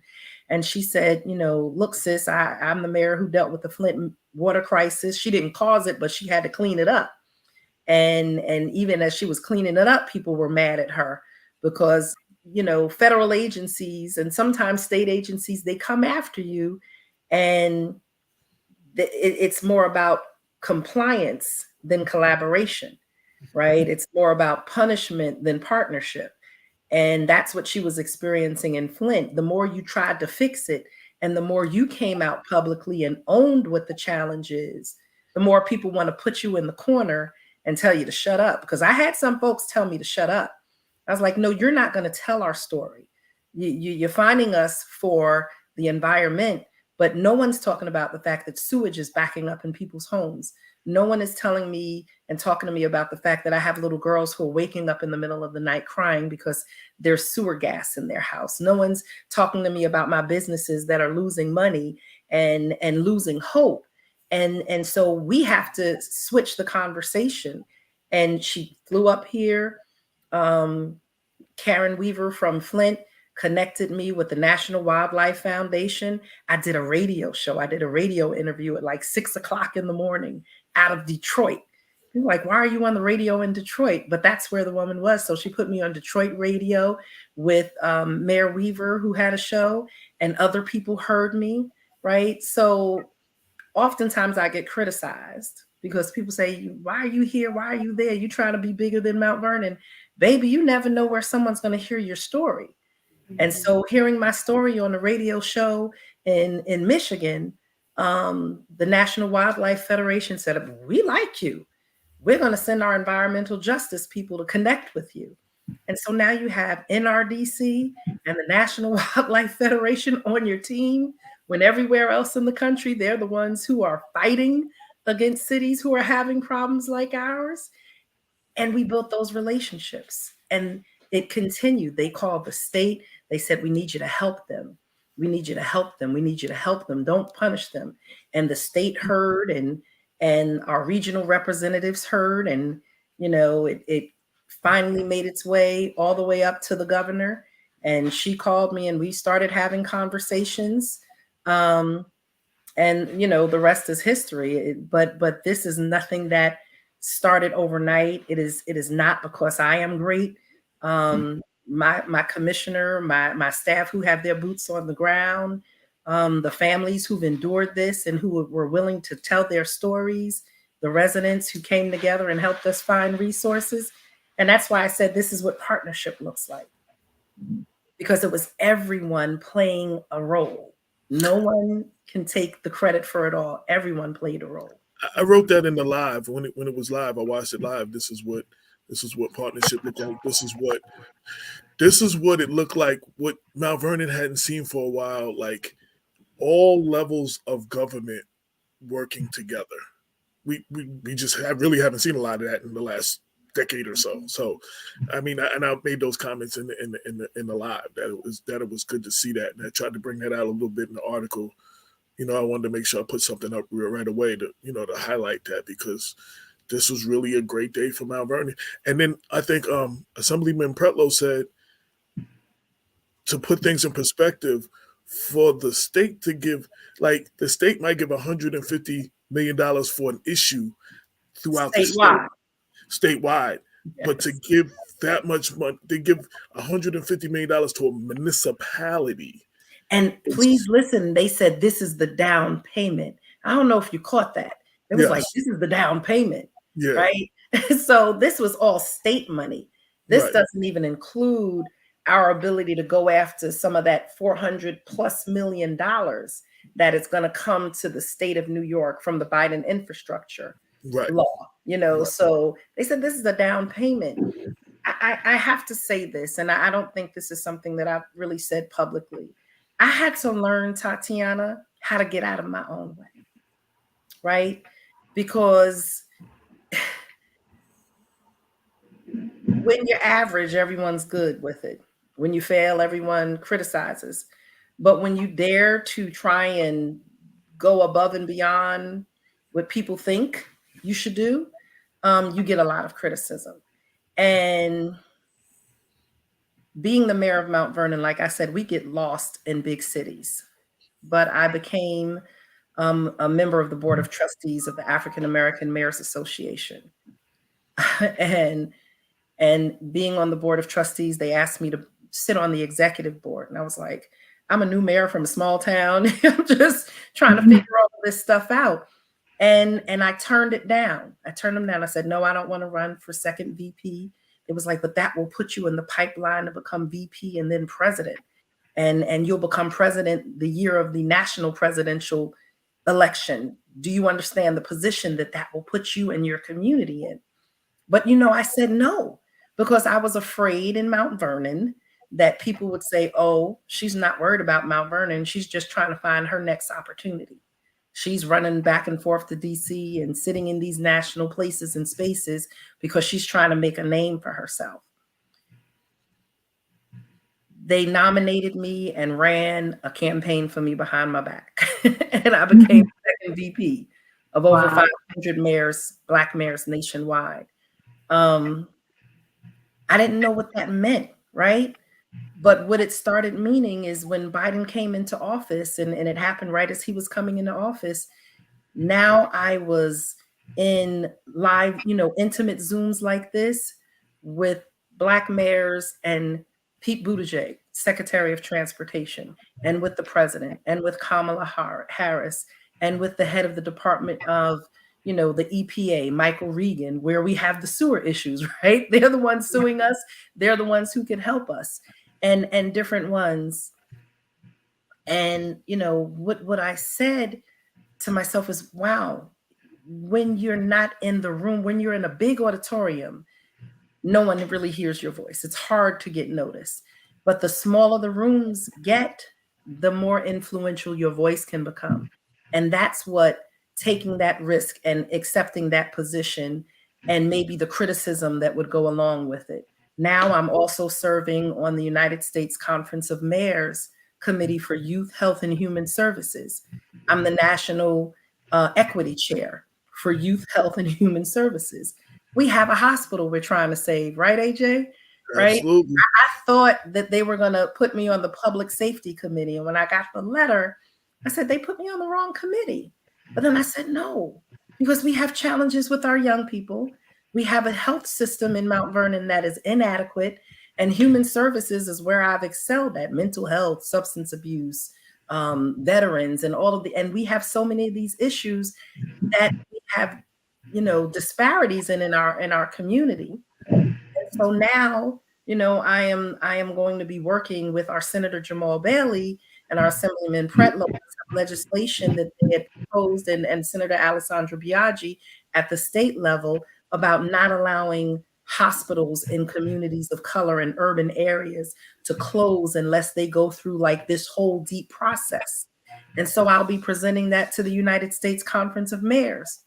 And I will be in DC in, 2 weeks, less than 2 weeks, for our national conference, where Secretary of HUD will be there, Marcia Fudge, the Secretary of Transportation, the Secretary of Labor, the Secretary of Small Business Administration, Health and Human Services, the President, Nancy Pelosi.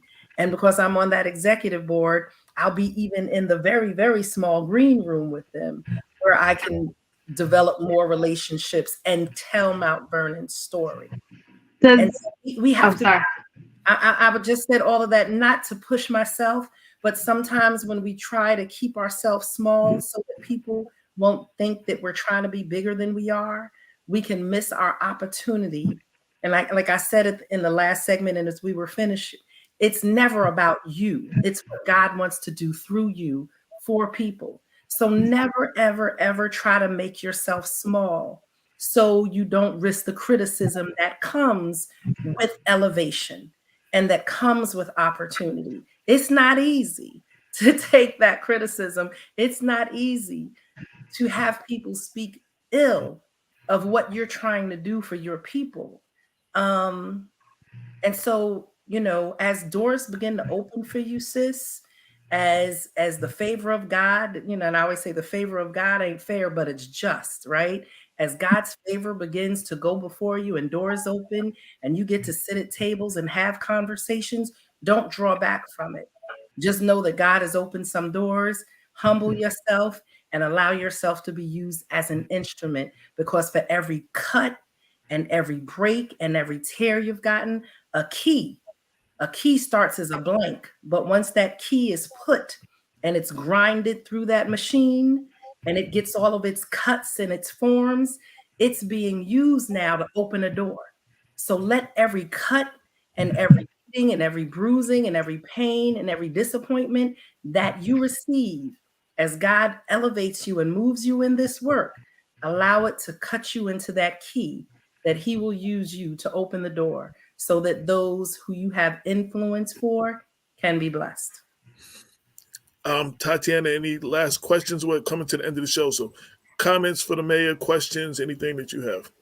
I was gonna ask, based on everything that you said, when you took this position as mayor, did you imagine this amount of change sort of taking place, or is this far beyond your imagination? It's surreal. It's surreal. This is far beyond my imagination.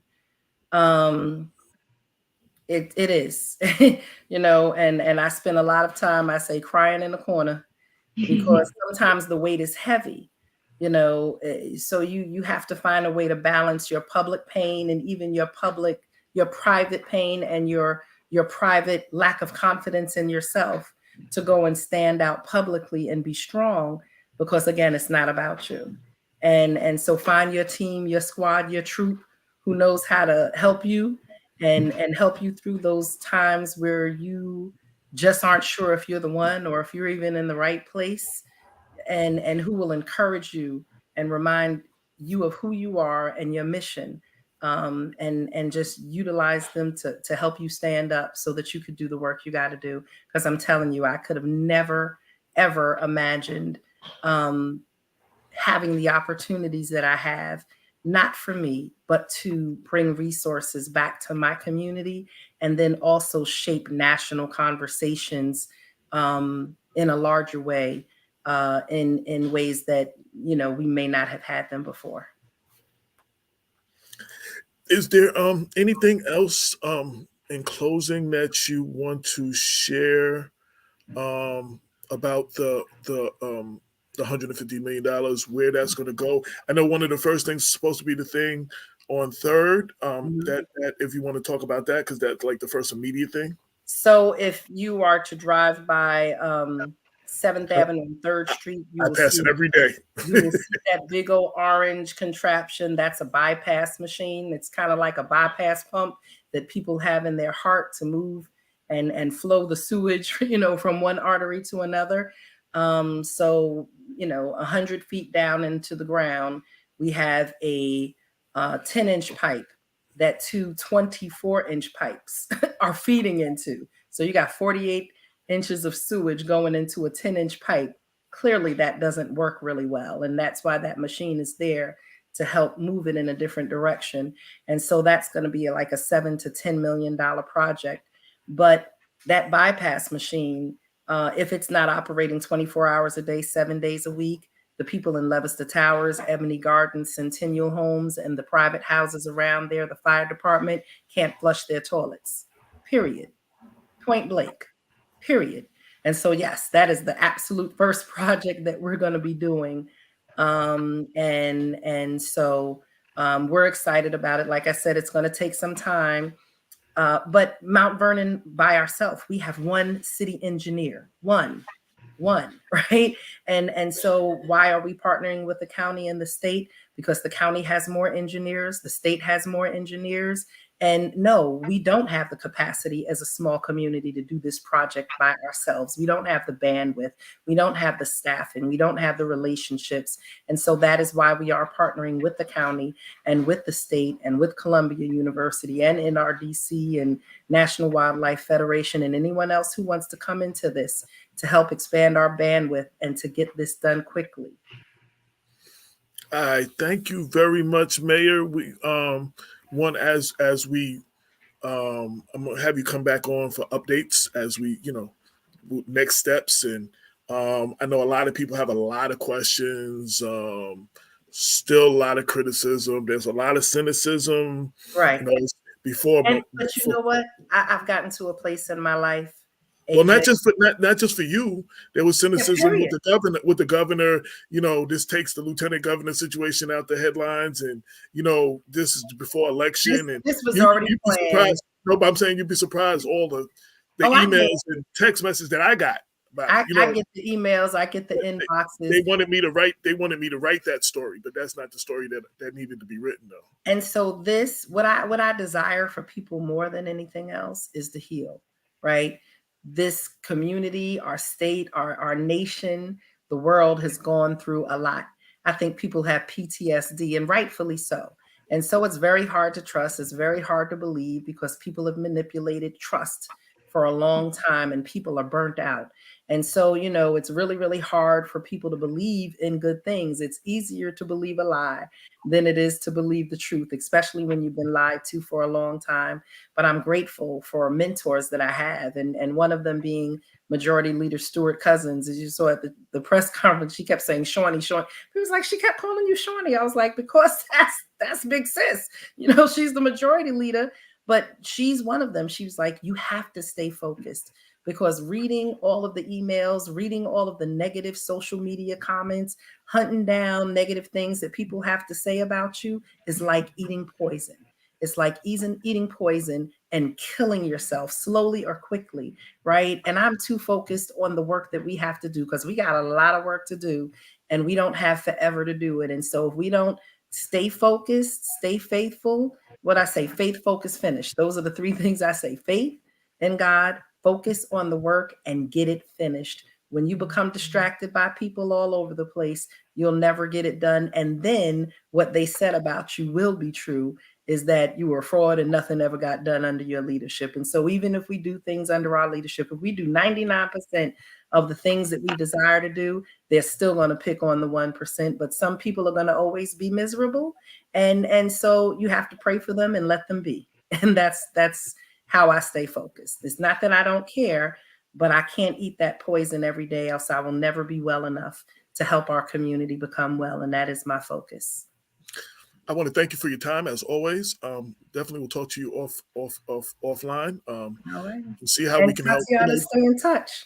I was gonna Google you already. I was thinking about it. Yeah, you're gonna.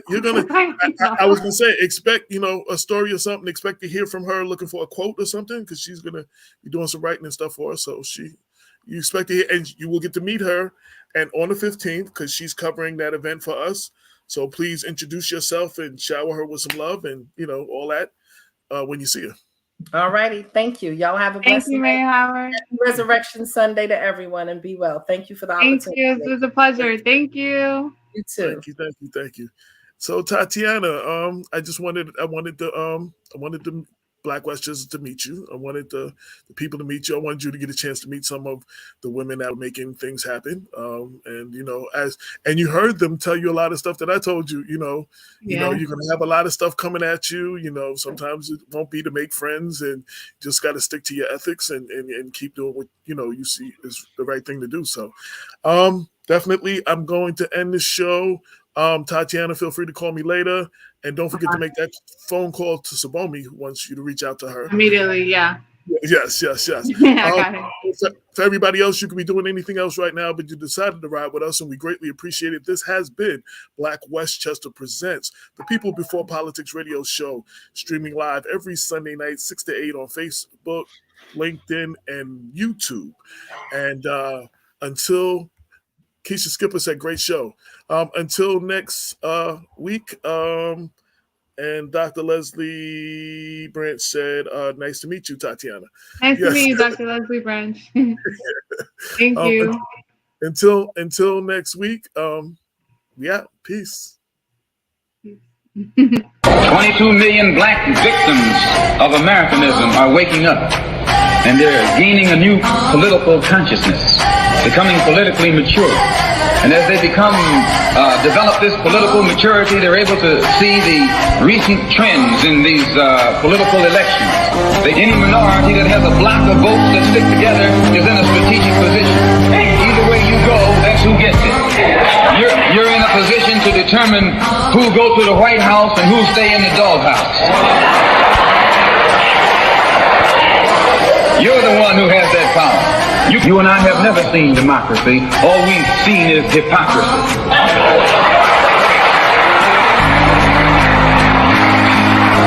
When we open our eyes today and look around America, we see America not through the eyes of someone who has enjoyed the fruits of Americanism.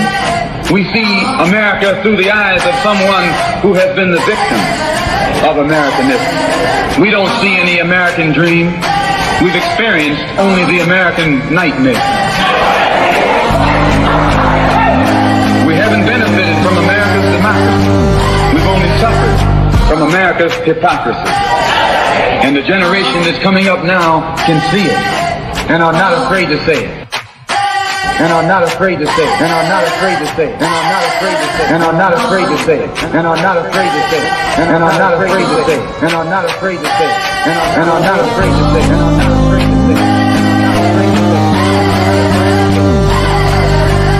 And are not afraid to say it.